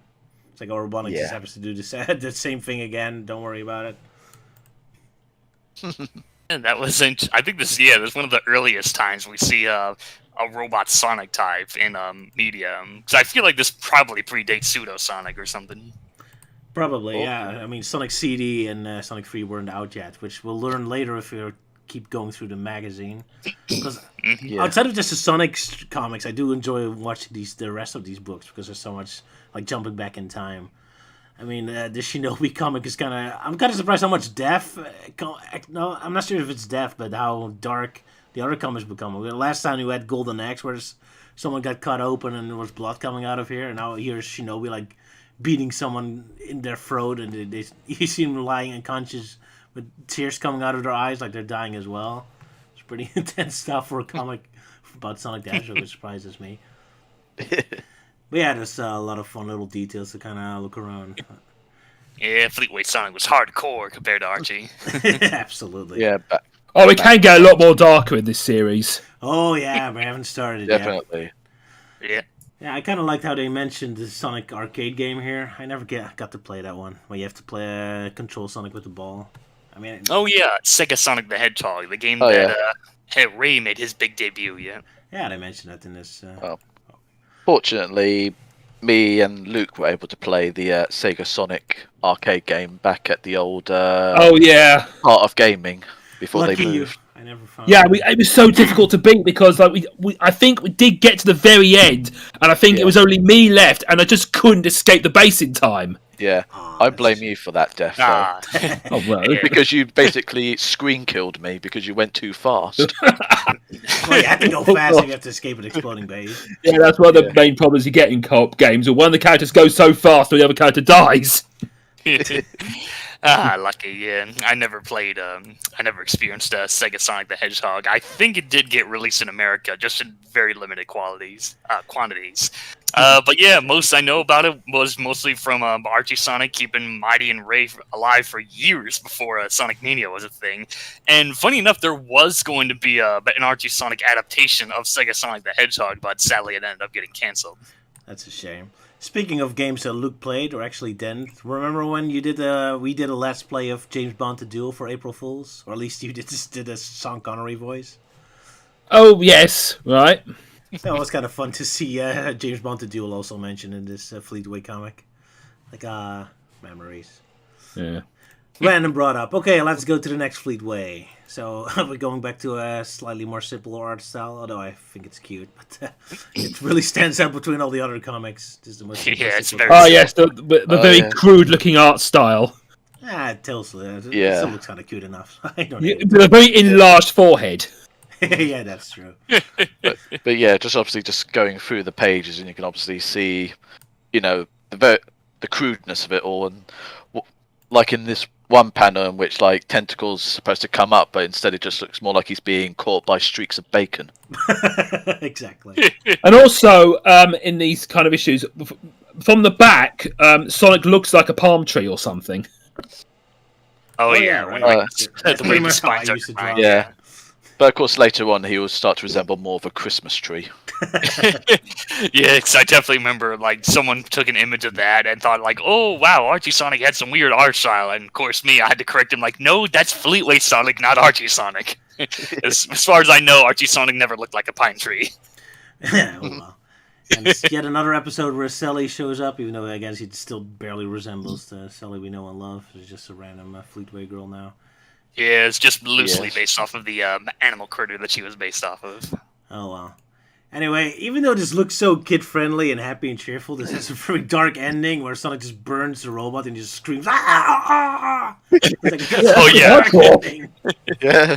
He just like dumps oil onto like the water and sets it on fire. And the robot just screams in pain and horror. It's like, okay. Geez, you Brits. Yeah, you don't even see with a little animal coming out of it or anything. Well, I think he states that he's not a robot that has an animal. He's a pure like robot thing. Well, maybe they did have animals. I mean, the very next shot is Sonic eating meat, so... Oh, yeah. Yeah, because obviously this is before, vegan was, fashionable. To say the least. Yeah, back when vegetarian was more commonplace, but now... Oh, yeah, it says that right here that he's a prime badnik and he's pure robot. I don't understand now. Yeah. Oh, well. Yeah. So it would be funny if there were bad animals in it, and that's why Sonic gets all these chili dogs and burgers the next time. Yeah. Well, You there's see some... Porker Lewis? What do you Oh, say, yeah, Luke? Porker Lewis. I was saying, like, as eating the chili dogs, he's going like, anyone see Porker Lewis? Why does this chili dog taste so cowardly? Well, I guess that's why we don't see him in this story. There we go. Hopefully he had an extra life, because he's going to show up later, I assume. Yeah. Oh, yeah, Outrun 2019 had a review in the comic as well. Yeah. Just want to brought it up because we already passed 2019 and our cars still don't look as cool as this one, so I'm very disappointed. I love this game. It's an awesome soundtrack. But yeah, random. Oh yeah, apparently Sonic CD is about to come out. Man, I love this kind of stuff where they're still like, oh, there's a new Sonic game coming out, and they're kind of teasing stuff. So I guess this is the first appearance of Amy Rose in Fleetway, although not in comic form, but to hype up the upcoming game. What I understand, when Amy Rose appears in future things, she always has the back of her hair up because I believe the artist only had that image alone as a reference. Oh, okay. That explains a lot. Yeah, that would explain it. And then, of course, I know in later issues, she has a crossbow for a weapon because I don't think the hammer was that established back then. No. Yeah. No, it never shows up in Sonic CD, at least. So that's kind of interesting. But yeah, that's why I love these comics. Not just for the comics themselves, but to kind of jump back into time and like, oh, they're still high. Like, oh, Sonic CD is their latest game, and oh, you're gonna be so excited. It's kind of fun to kind of jump back in that mindset. It's kind of really I'm kind of looking Old forward to nostalgia. Yeah, all the nostalgia. I'm kind of looking forward to see if there's like any like upcoming teasers for like video games that ended up not getting released. That would be very interesting, yeah. Sonic Extreme, I wonder how much that's going to show up here. Yeah, I was reading through these, and apparently there was one game, Mega Drive game, that I've never heard of called Ottifants, which is based on an obscure German cartoon. There's very freaky-looking elephant characters. Have you heard of it, Roger? Ottifants? No, not really. Sorry. Maybe if I see them, it rings a bell. But, Yeah, I think it's one of these issues. we'll see it eventually then. The only elephant cartoon I remember is Barbar the elephant, but Oh yeah, Babar, King Babar, yeah. I remember that was the thing, yeah. Yeah, apparently Ottifants is like a German thing. all right. Well, maybe I'll recognize them, but we'll see. But it's usually the Belgian and French comics we have here, not the German ones. We'll see. Anyway, yeah, let's go to the next Fleetway, and we got to this comic book. I remember when Fleetway Sonic got like a couple Dutch novels as well. That was the first one and the second and the final album. Man, I really love the art style here. It's really kind of fun. The backgrounds are very simple colors, but it still looks very effective. This is the story that someone acts as like a sequel to Sonic 2 in a weird way. Kind of, or it's just an adaptation of Flying Fortress level. But yeah, so they're redoing the finale of Sonic 2, I guess. In a way. Yeah, in in a way. Get a But bit of of a course, foreshadowing with seeing Kintobor for the first time, even though he looks completely different here than later on. Exactly. And also you got Tails saying how come a lot. How come? What does he say? What? He was saying how come. How come? Oh yeah, huh? How come, Sonic? Huh? Oh, But spelled like that. I didn't notice that. Yeah, it's weird. Oh, I did forget to mention the last comic book was, I think, the first time Sonic calls Tails Pixel Ad with Pixel Brain, I think. Pixel Brain, Yeah, yeah, Pixel that's Brain. like his common, usual insult for his usual Tails. nickname. Yeah. Yeah. Kind of random, but oh well. But yeah, most of this comic is just like representations of Sonic 2's gameplay, I suppose. Yeah.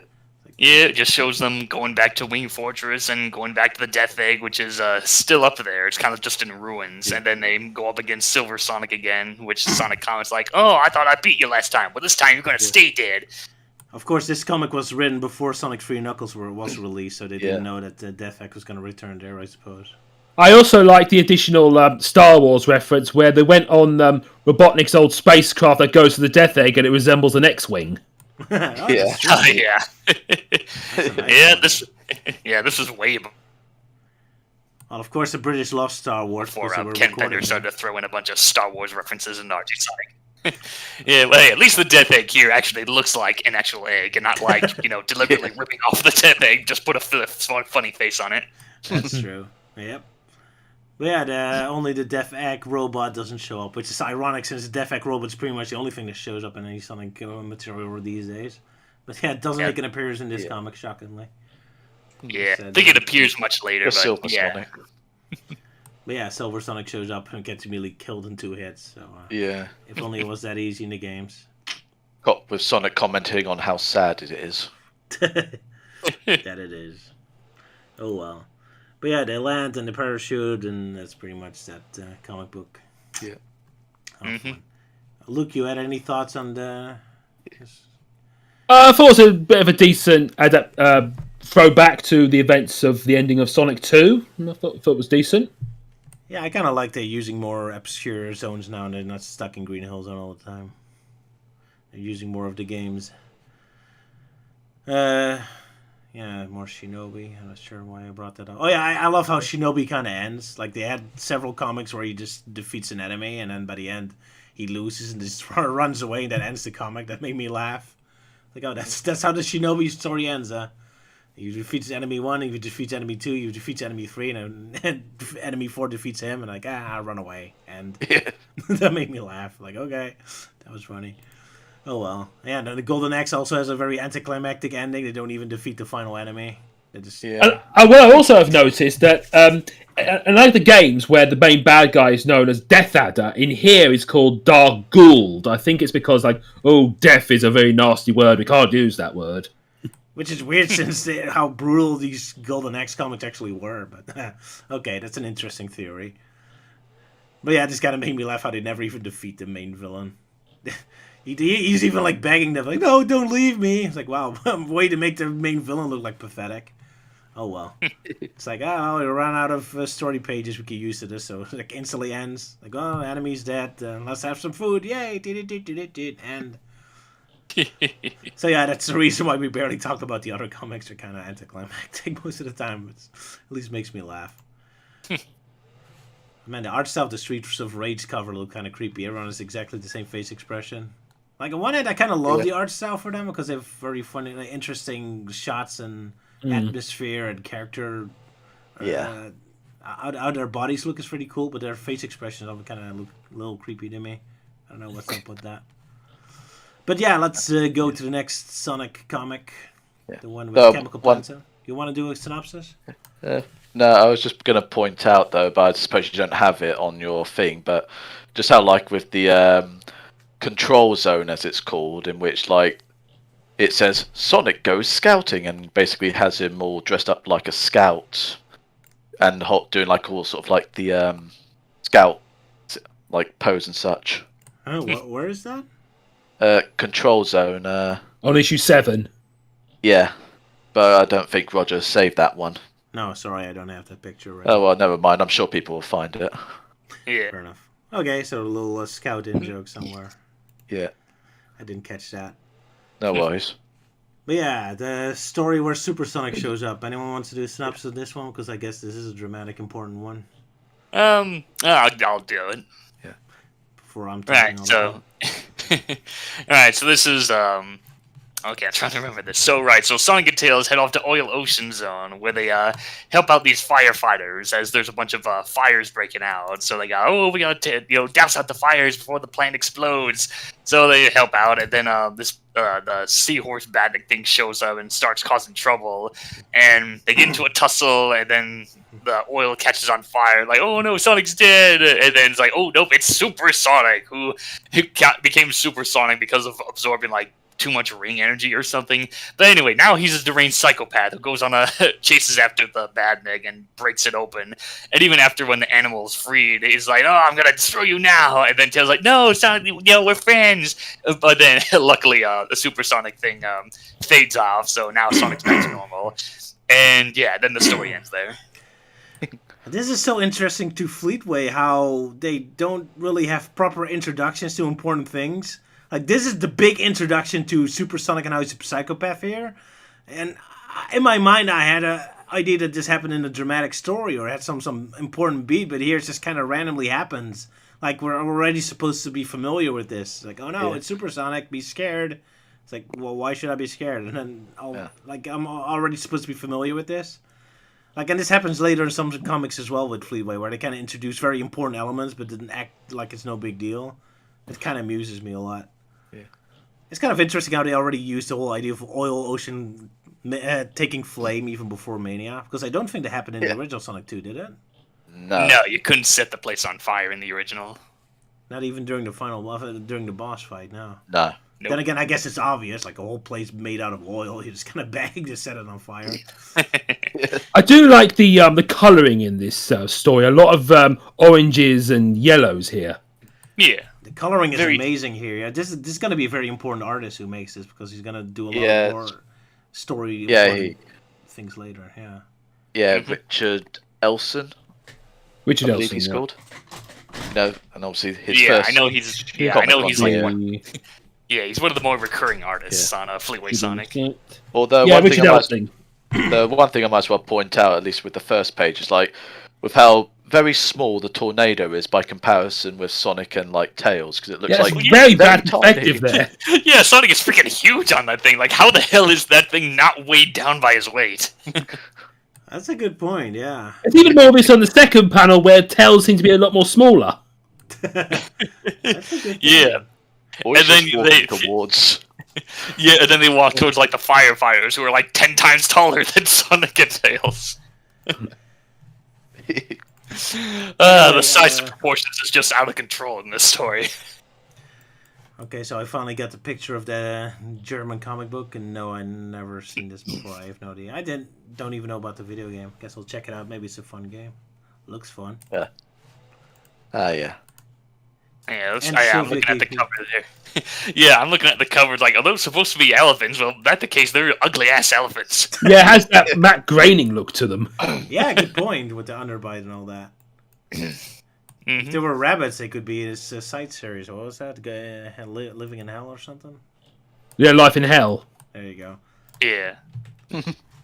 Also, Sylvia gave me this scouting picture, which indeed I didn't have. Is that Doctor Who's tie he's wearing? No, not really. No, that's it's a scarf. cub scarf with the toggle. Yeah. Yeah. Or Guess woggle. Something like that. Guess we're not too familiar enough with the British scouting. But yeah, interesting detail, I guess. Yeah. So yeah, it's the issue is definitely the first time we see a Super Sonic, and kind of it's definitely a very unique take on the idea, because most of the times like, oh, Super Sonic, yeah, Sonic gets to be powerful and save the day, and still be the joking good guy. While here, it's a much more darker take. Yeah, even though the movie later reuses that idea. Not that in the second movie it goes as angry, but I kind of play with the idea that he could be. Which kind of makes sense if you have that much chaotic energy in him. Even though this one is not ruled by the Chaos Emeralds, so then that element is gone. Yeah, because I don't think the Chaos Emeralds were even introduced in Fleetway Sonic. They didn't really exist yet. Oh, wow.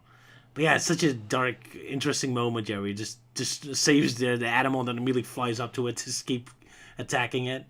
That's a pretty epic moment, yeah. It's like, yeah. could have gone very gruesome there. You Brits, you make it immediately more intense. But hey, at least Super Sonic is having a good time. Look at his happy smile on his face. Death to all! Wee! Yeah, I mean, just give him like several more issues, and that smile will become a lot bigger. A lot bigger and more sharp teeth. Yeah. Oh boy, I love it. Almost psychopathic Sora. Oh my goodness, Sora's already psychopathic. Now all we need is a Toon Sora versus Fleetway Supersonic. And I gotta say about this artist, I absolutely love how Sonic runs. His run drawing is awesome. Not so much in this comic maybe, but the later stories when he reuses the same pose, but it looks cooler every time. I love it. Mm-hmm. But that's for later. Let's see. Yeah, the new Kid Chameleon comic starts. I kind of love how he looks, like a Duke Nukem or something. And then he's immediately revealed to be a loser living with his mom. It's like they spend so much time making him like super cool, and then he's like dork. That made me laugh. Poor Kid Chameleon. Oh well. Oh yeah, then we get the Streets of Rage comic, which again I kind of love the art style, but the faces are a little bit off. I just love how they just walk up to the police station and just immediately confront him directly, like, "Oh, I think you're on the take." Like, what do you expect him to do? Just like, okay, I'll arrest myself now. Like, what do you expect to happen? Yeah, that is interesting. That Kid Chameleon got its own series of comics, because like outside of that one game, that really didn't kick off to be a franchise or anything. It's just one of those games that gets constantly ported to the Genesis compilations. Well, I guess Fleetway didn't know that yet. They don't know what's going to be a big IP or whatnot. Yeah, that's true. So that's only in hindsight we know. Like, yeah, Kid Chameleon never went anywhere. Even though it's a cool concept, this Duke Nukem guy like hopping into a video game and getting all kinds of power through it. It is a cool concept. Yeah. But yeah, never went anywhere, unfortunately. Although I'm not a super big fan of Kid Chameleon. Though I like the concept, but the gameplay, I don't know, never really did it for me. Anyway, what other things about this issue did I find interesting? Flash is being annoying at the moment. Right now, we're going to the next one. Oh boy, we get to the big origin story. Anyone wants to do a synopsis for this one? Because this is an important comic. I want to do issue 8. There you go. Look.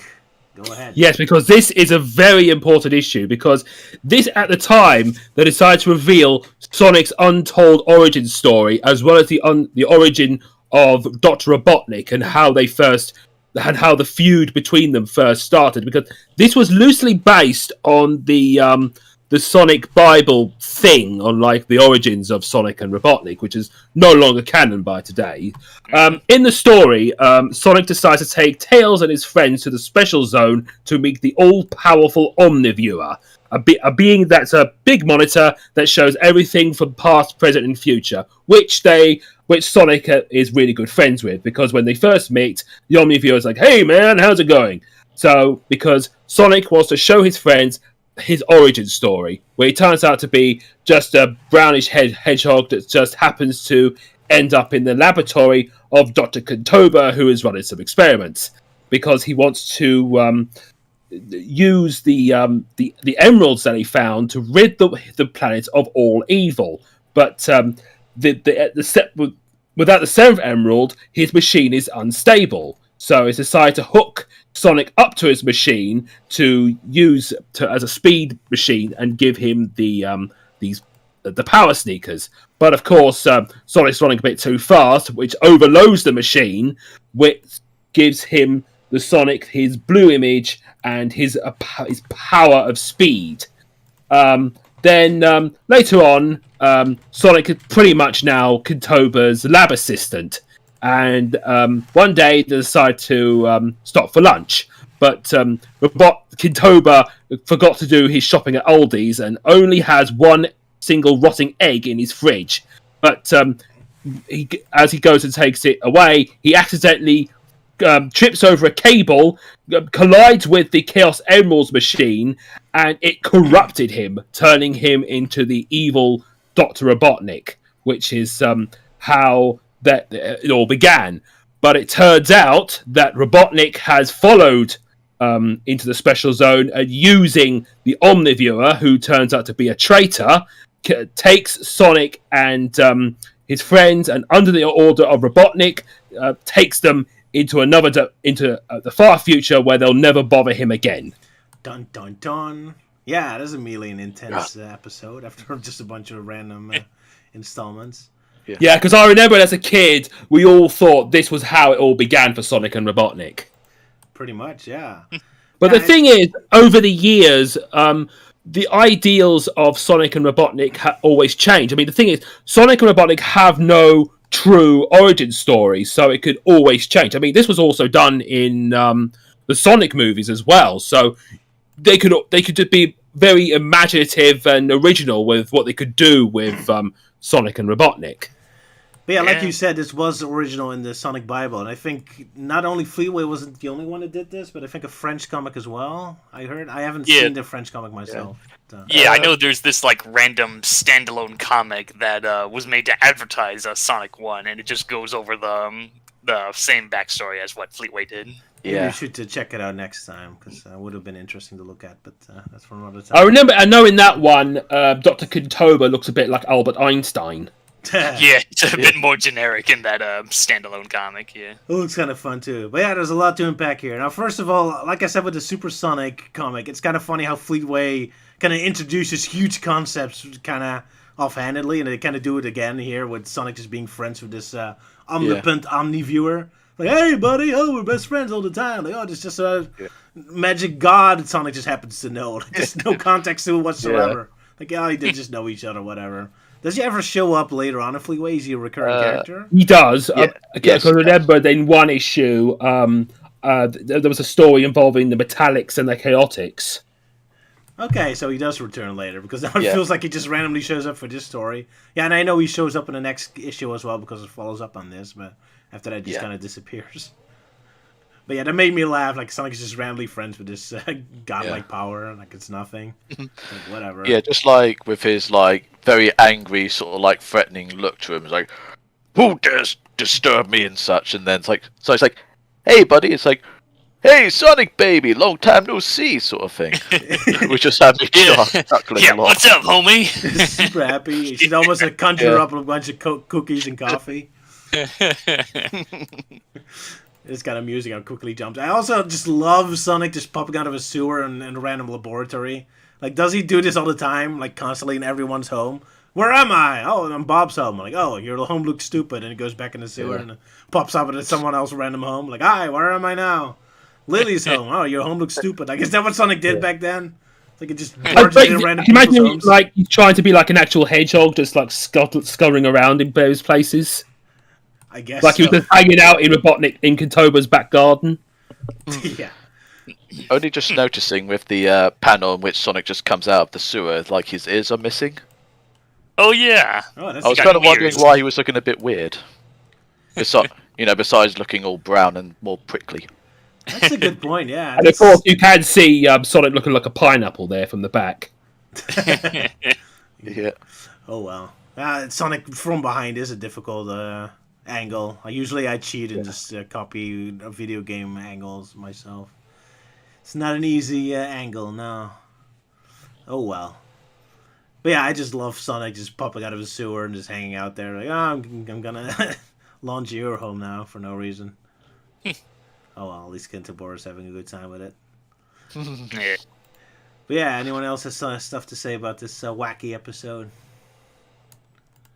Yeah, I don't have much to say. It is interesting seeing like the origins of Sonic and Robotnik, since that always like changes. Like, the movie has its own version, and of course Sonic SatM has their own version, which Archie would later expand upon. But yeah, it's interesting how they started off as friends, and then an accident happened where Robotnik now Kintobor now turns into the evil Robotnik. So it's kind of funny. It's like, yeah, the best way to turn evil is to gain weight, apparently. He starts off slim and then... Or came out of a lab accident. Yeah. Also, he became fat just because of one egg. That's a very high-calorie egg, then. It was a rotten egg. Because he's part of that rottenness. Yeah. I guess rottingness has a lot of calories in it. Even more than a Cadbury chocolate egg, apparently. Oh, yeah. And Kintobor was evil before he crashed down, because Sonic was hungry as well, and he didn't offer him food. Like, no, I found one egg, I'm going to eat it, and you just starve. Like, how nasty of you, Doctor. You're a bad host. You deserve to be exploded. Yeah, that was that story. That was fun. So we really, let's see, other stuff. Oh yeah, I'm always kind of amused to see Bubsy. Because Bubsy's now remembered as this joke, as like this terrible IP everyone hates. But back then, the first game was, I think, very well received, which is also shown in this review. Because almost everyone I knew that had a Super Nintendo always had this game. I always assumed it was just one of the good games, one of the proper games everyone just always had. I never saw anyone have Metroid or anything, but Bubsy I saw everywhere. So yeah, probably a lot more common and cheaper. That's true. So, yeah, I didn't know about the original Bubsy games until later. My first experience with that character was from Cinematech when they did an episode like, "Oh, these are the worst games of all time," and they had a Bubsy 3D. So that was my first exposure to the weird Bobcat there. Poor cat. So yeah, that's why I made a screenshot of this one. Just to go back in time, in the one moment in time where Bubsy was still like a proper IP and people took him serious. During his early days in before time. his big fall. Before everything came crashing down for the poor cat, and now he's just a joke. Yeah. We got another preview of Sonic CD, because it's still the hype new shining game coming up soon. First Amy got a highlight, now Metal Sonic gets a highlight. Yeah. It's kind of funny they talk about him like an evil hedgehog rather than a robot. But, that was kind of interesting. Also, I wanted to show off the very first port of Amy. Here they draw fan art of her just 1 week after she was revealed for the first time. She's immediately topless. So there you go, everyone. The very first Rule 34 of Amy. You saw it that way. Yeah, that is something. I mean, like, Sonic doesn't wear a shirt, so I'm like, yeah, sure. Go all Minnie Mouse on Amy. Yeah, she looks more like a knockoff Minnie Mouse now that I look at it. But yeah, again, to be fair, Sonic CD wasn't out yet, so they only knew her from... it's already surprising they actually got her quills right here, so unlike the actual official Fleetway artist, they predicted what Amy actually was going to be like better than the official artists. Yeah, I guess that makes sense, because like I imagine the first time they saw Amy was that promotional image they posted in the previous magazine where it's just Sonic holding Amy, and we didn't really get to see a good look at the shirt that she wears. Yeah. There you go. So I wanted to show that off. Oh yeah, I was kind of amused by this Robotnik rules, where on the cover where usually says starring Sonic, but now Robotnik is put on it. Just a little detail I kind of love it. Yeah. Robotnik is being petty and egotistical about that sort of thing. Yeah. Kind of funny it's written like that, though. Robotnik rules, but not saying like, Robotnik rules sort of thing, but just like how it's been like written in a way, just like the handwriting, as it were, as opposed to it being more sort of like a industrial looking type thing. That would be more suited to them. It's more graffitied, yeah. Yeah. Fair enough. Just something. An amusing little detail. Alright, so let's go to the next comic, the follow-up to the origin story. Luke, you want to follow up on that? Yeah, okay, because this is also a very cool-looking comic because of the art style. Well, it turns out that the Omniviewer decides to dump Sonic and his friends back into Green Emerald Hill Zone and only shifted time by only 6 months. And so during that time, and then they suddenly get attacked by what looks like Judge Dredd robots or something out of Warhammer 40k, which I thought are really cool and dark looking, which Sonic tries to attack. But, I mean, there's some really good fight scenes, including one where he tries to get them to destroy each other, because in a way they also look like something out of the Doom games. And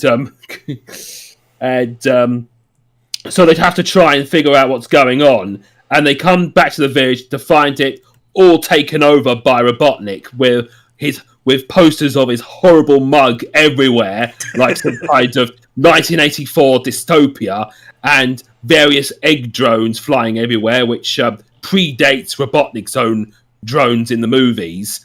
And then they got countered by very German Nazi-looking robots, death robots, where he tries to round up all the animals, hopefully not to a death camp.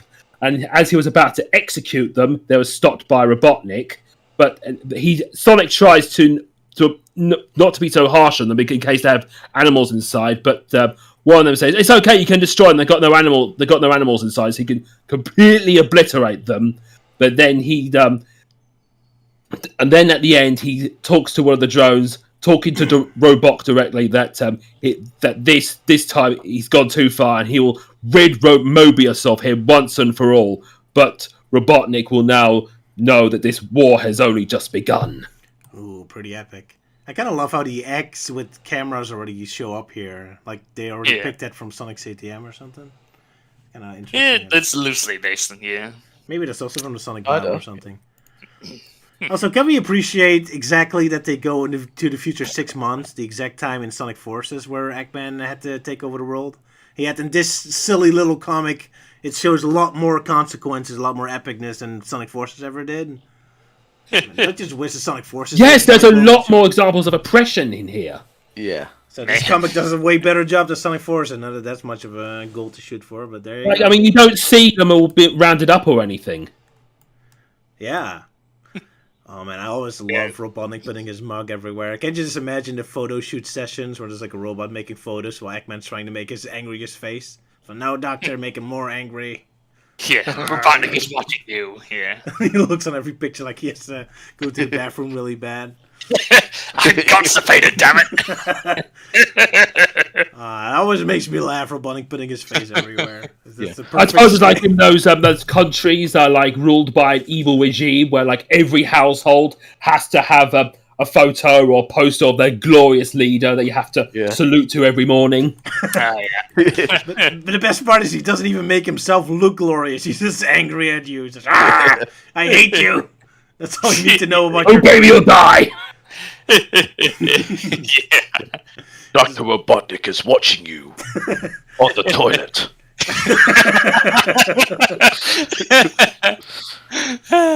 Yeah, that's why they call it his throne.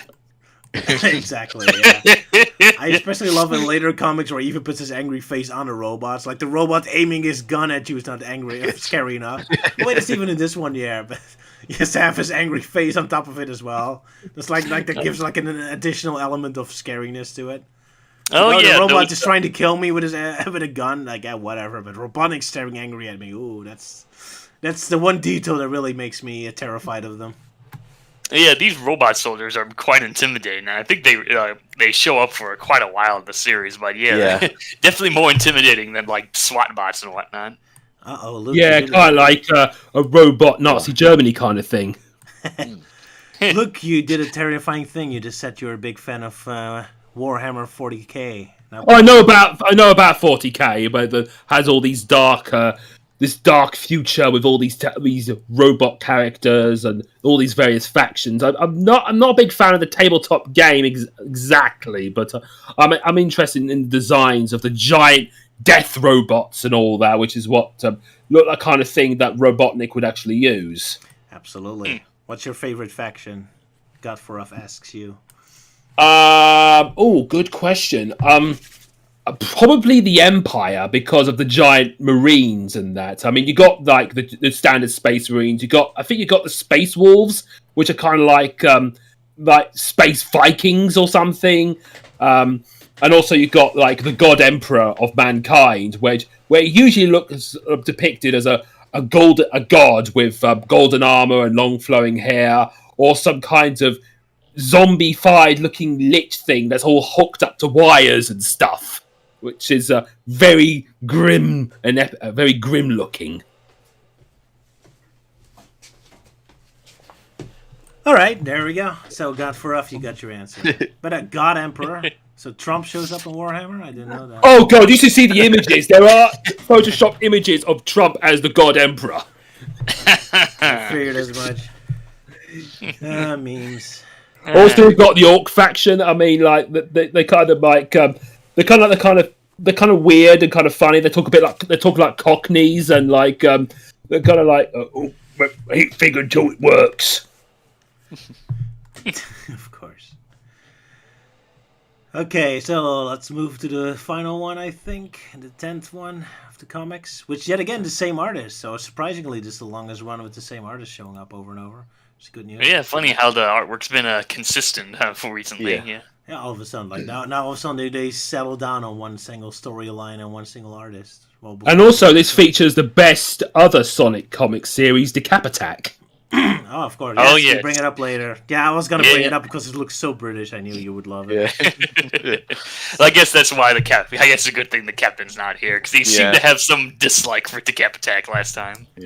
I really hate Decap Attack. I don't know why though. It's That so one, that's- disgusting! I will never know why. Until next 2 weeks. Well, Yeah. the Cap said he would leave a comment, so I guess people in the future can look down for the comments. Yeah. His glorious answer. Yeah.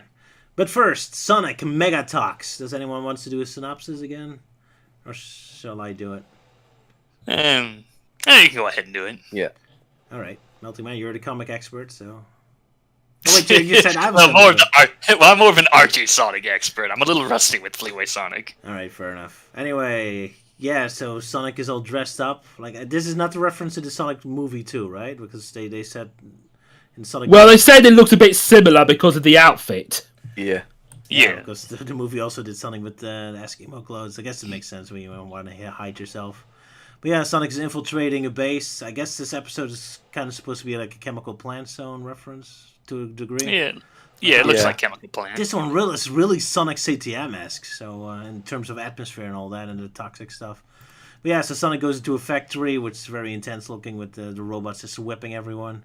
And I still love Robotnik's face on top of everyone. Also, again, I love this Sonic pose, man. This artist is a super awesome pose when Sonic starts running. I absolutely love it. But yeah, so there's a factory, lots of oppression going on. Sonic forces, pay attention. This is what you should have done. Man, too scary for kids, even though the British apparently don't agree. And Sonic immediately starts kicking ass and beating them up, and then he escapes in the sewer where we meet the villain of this episode, some kind of a weird scientist who turned into a slime monster. Typical 90s stuff, horror stuff, man. I get this slime stuff really reminds me of Sonic CTM. They also have very often episodes where they kind of get stuck in some slime or something, but yeah. Yeah. Mega Muck.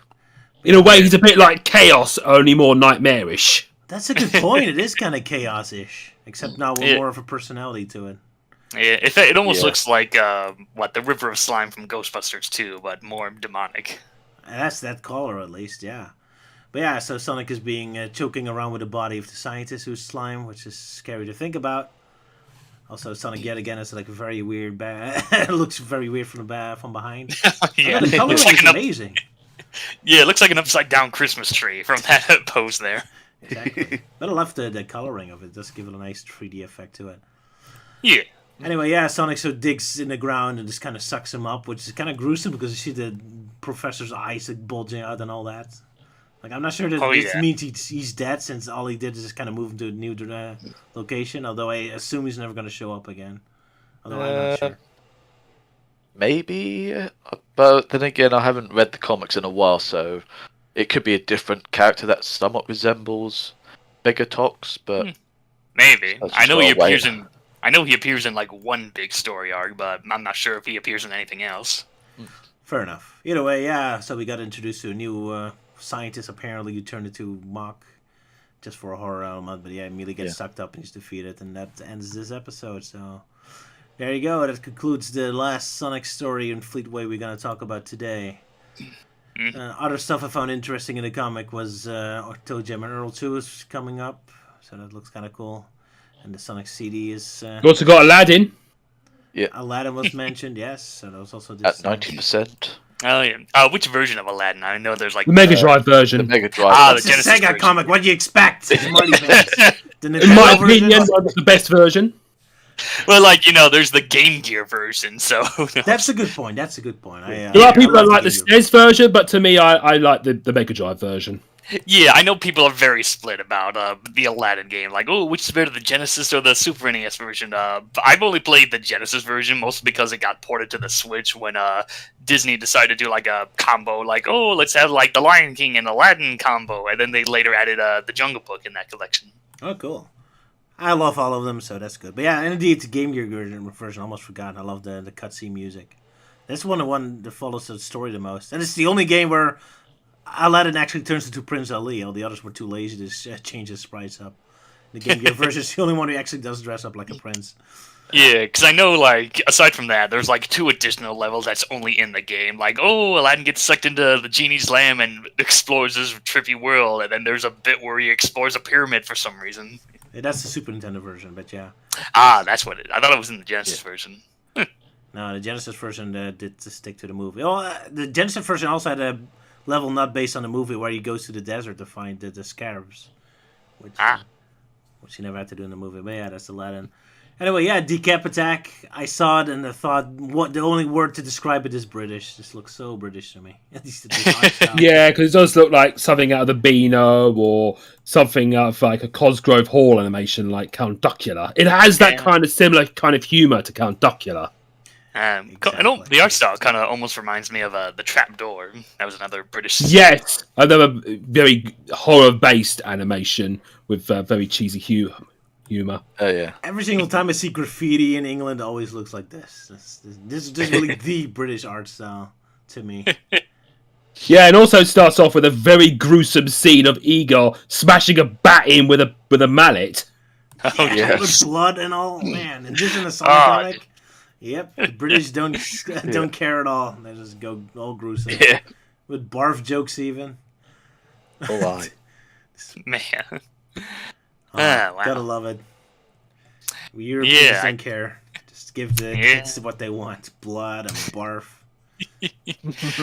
Oh, yeah, they hold no punches compared to American with their pussy actions. We sure do. Like our stuff a little more edgy. But yeah, I know that Decap Attack was like one of the most reoccurring like side stories next to Sonic, and heck, I think it even showed up in Sonic the Comic Online. I think I catched one issue like, oh, they're continuing on with the Decap Attack thing. The game was kind of... I like the gameplay of the game. Although it was based on the Japanese version was much more lighthearted and more like an adventure game, anime-esque, which I kind of... Yeah, it focused on like this cartoon fox or something going on an adventure. So the Decap Attack is basically just a reskin of that game. Yeah, I kind of prefer that one. Because I'm not really into horror myself. But yeah, that's a different story, I suppose. Anyway, yeah, that's all we had to talk about Sonic Fleetway this time, I suppose. So there you go. That was what we're going to talk about today for the most part. Yeah, there was also the part that this is our anniversary of first year. We're live. So Sylvia thought maybe it's a fun idea that some of our guests, Luke and Meltyman in this case, would talk about how they got involved with Dissected. Do you want to talk about it, or do you think the stream has gone on for too long already?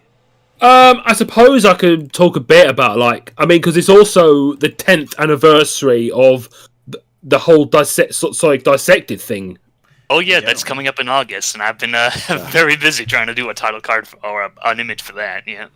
Yeah, because it's amazing, how I elevated from being one of Roger's voice actors to actually starring alongside him talking about Sonic, because 2012 was not one of the best years for me in voice acting wise, because that was the year I was trying to get into voice acting professionally, but it was a year when I upgraded my sound recording equipment, because what happened was I was involved with someone who wanted to do a fan dub of the final battle from Fullmetal Alchemist Brotherhood when I was casted as Father Reborn, which sadly never got made because I think he had trouble or something, and kind of upset me a bit. But he did help me sort out my sound recording equipment and everything else. And then later on down the line, Roger asked me if he wants to get involved in a series talking about Sonic, and I agreed, and the rest is history, really. Absolutely. Must have been weird to read the scripts, me going super nerdy into all these little details. And you're like, oh. Yeah, you often got people thinking that what I say in the videos was all me, these are my numbers. No, they're all scripted. I'm pretty much just a voice actor doing what's just written here. But I sometimes add in my own opinions about Sonic stuff as well. Yeah, eventually I started asking you more about your opinion, kind of working it in. Yeah, I kind of lampshaded it when in part of the script says, I like the Babylon Rogues, but even though I'm not really a fan of them, so I just pointed that out. I think that was a wake-up moment for me, because I just kind of didn't think about it. And for the first time you actually put your own thoughts into it, like, oh yeah, I should treat Luke as a human being, maybe. Maybe we shouldn't be such a dick. And just that was a great moment, yeah. First the fan club, and now Luke, my empire's falling apart! Yeah, but later Dissected, I let you have your own voice more.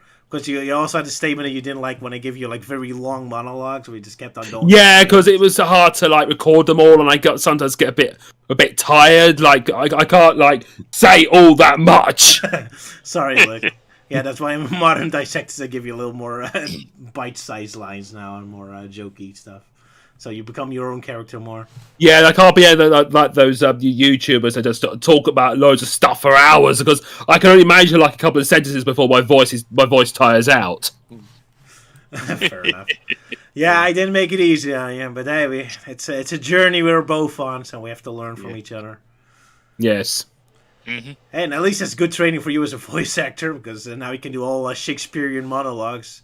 I mean, if you can get my weird thoughts out of that in one nice smooth line, and you can say anything. And also I want to add like how I really liked the design of Dissected Luke that I adopted as my actual my OC, because it has all that kind of sophisticated Britishness to it, and also your audience would probably associate me with that version. So I retired what the version of me that I used to look like when I was like wearing a black leather jacket and like had this magic sword, and like that was like my old like edgelord OC days back in the old days of DeviantArt, and I decided to adopt the more sophisticated look. That was your teenage phase, and how you're. Yes, it was the phase we all had on DeviantArt back in the day. Yeah, we all got to go through that phase, yeah. Although I still draw you back in your leather jacket or your sword if I just draw you as a normal. Unrelated to Dissect. Yeah, like in the image here, it kind of looks more like he's cosplaying as a Squall or a Leon from Final Fantasy. Yeah, here it's supposed to be like a combination between both. Yeah. Yeah, and you, Melting Man, how you got involved with Dissected? Let's see. it took me a while, but right. So, like, when I got into, when I first discovered Sonic Dissected was back with, when the episodes used to be on DeviantArt, which, they were viewable until Flash died. So, but yeah, I was always a big fan. Like, looking at, like, in depth, and like, looking at different ways of the Sonic comics, the Sonic games and everything.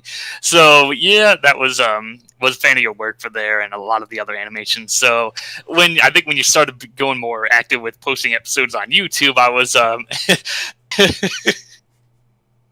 sorry.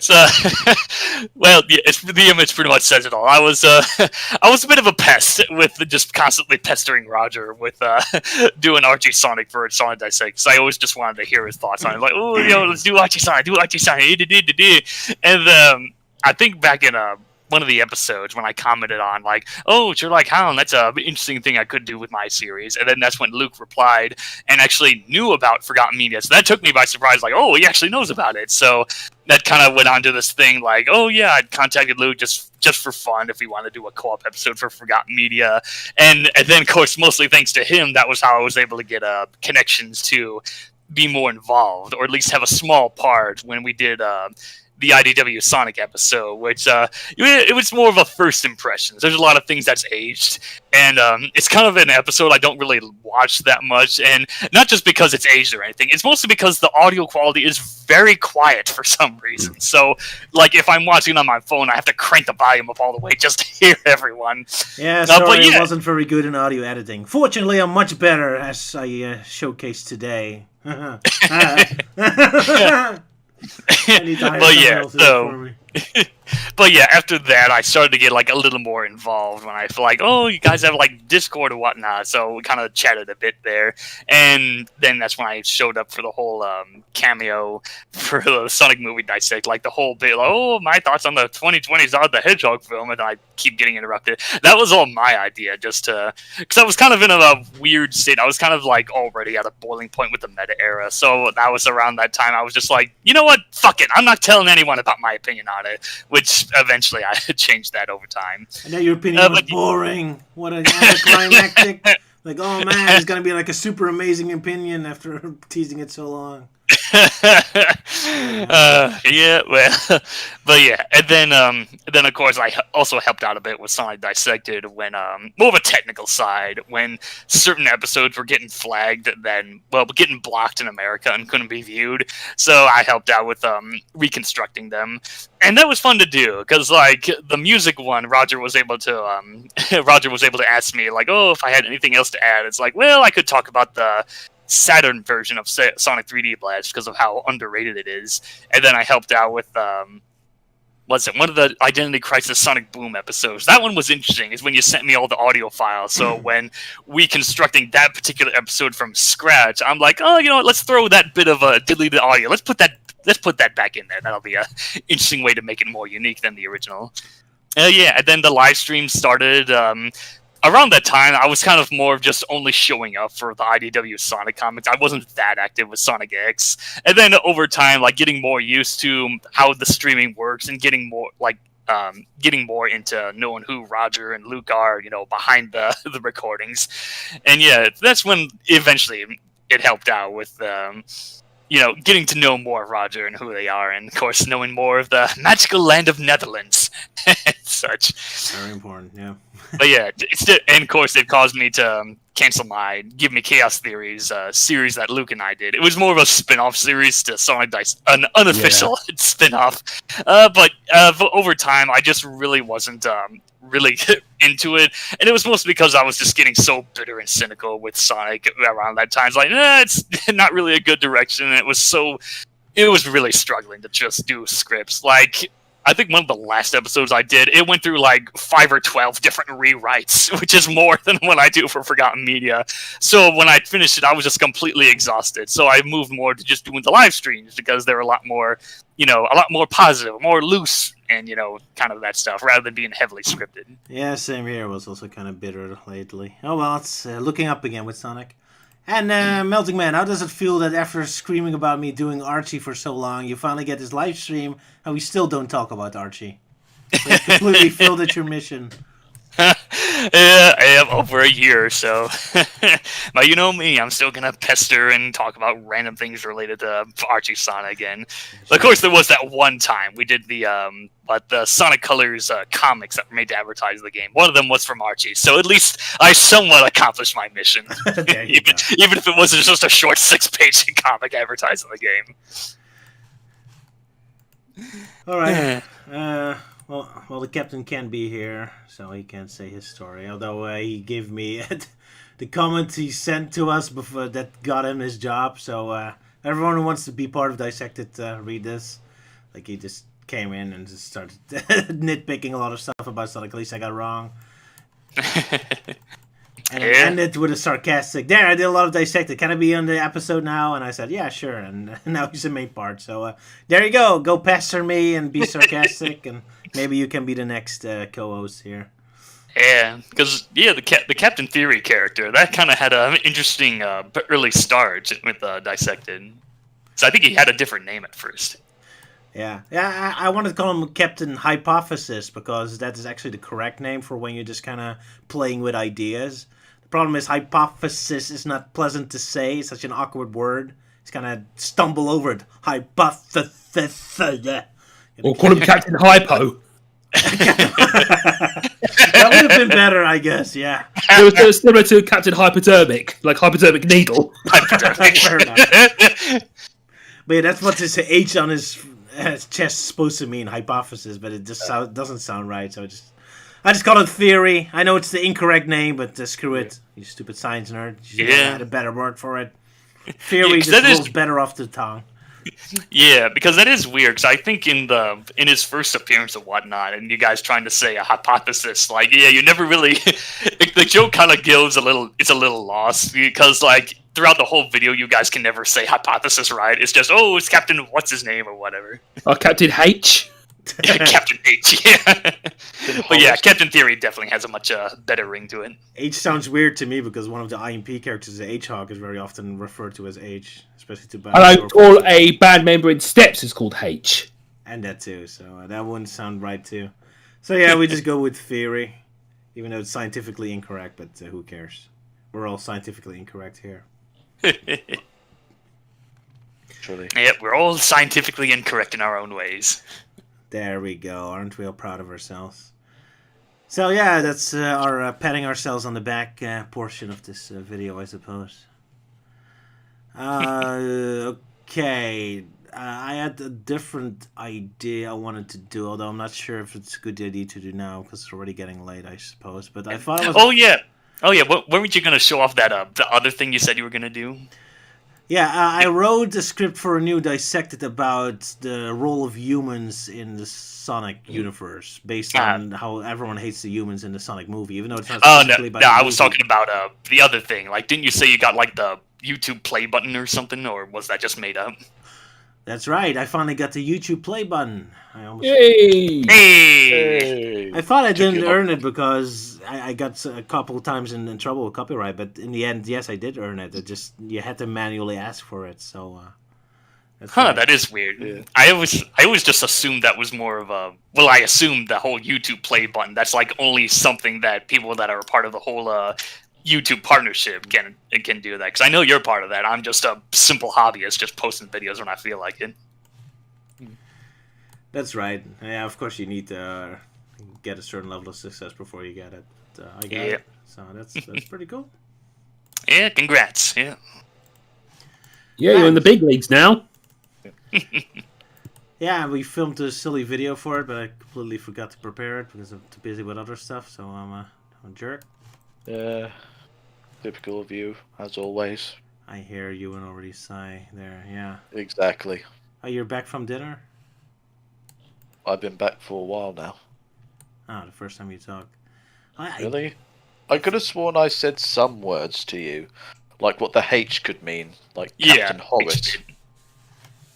I did not hear that. Sorry, you're kind of low volume. You gotta dust out the ears, old man. I would be louder, but I don't like pestering the neighbours. Yeah, I know. I'm a little bit tired here. Got his 9:30 over here. Yeah, I Exactly. guess we I should want just to go end to it now. bed. I want to go to Speddy Buys. Yeah. Especially with how you're sounding, Luke. You sound tired. Yeah, I'm proper cream crackered, mate. Yeah, I'm a little bit I imagine exhausted. you would be. Fair enough, then we should just end it. I was badly prepared for today anyway. I screwed up. Well, you're celebrating your anniversary, obviously. It's your anniversary, and you can cry if you want to. That's right, yeah. Me and my wife have been out on the day all day, so we just literally came home and immediately had to get ready for the stream. That's why I'm kind of a little ill-prepared today. Maybe Yeah. I'll fix it up next week, or maybe next week I'm gonna do the live reading of Dissect or something. I have to think about it. Yeah, that might be Maybe interesting. then I can show off the 100k plate I got. Because I need to Yeah. pat myself on the back how amazing I am. It's very important. But yeah, Luke wants to go to bed. He's tired, so we should not keep him up very long anymore. Guess we'll just end and maybe I'll do an extra stream next Saturday. Because I had some Alright. other things planned, but maybe not a Righty good idea dokie. now. I think we talked more than enough. We got Yeah. quite a few Sonic X and Fleetway go through. So yeah, everyone, thanks for joining me again. See you all next Yep. time. Yep. Yep, Toodle pip. goodbye. Cheerio! Farewell, friends. There's Captain Fury in spirit. Yeah, I guess we'll leave a comment below if you show up Yeah. later in the future. And I guess I'll have to delete an extra video because there's a weird duplicate now. Yeah. I'll try to figure out what's it's- going on. It's a weird duplicate, but it's called Episode 9, so just make sure Yeah. you delete the right one. Bye-bye, Duplicate Really 9. confusion. Yeah. Oh well. So yeah, bye-bye everyone. Thanks for joining, and until next time. Yes. Toodle pip. Alright. Bye. Alright, night, lads. Yeah.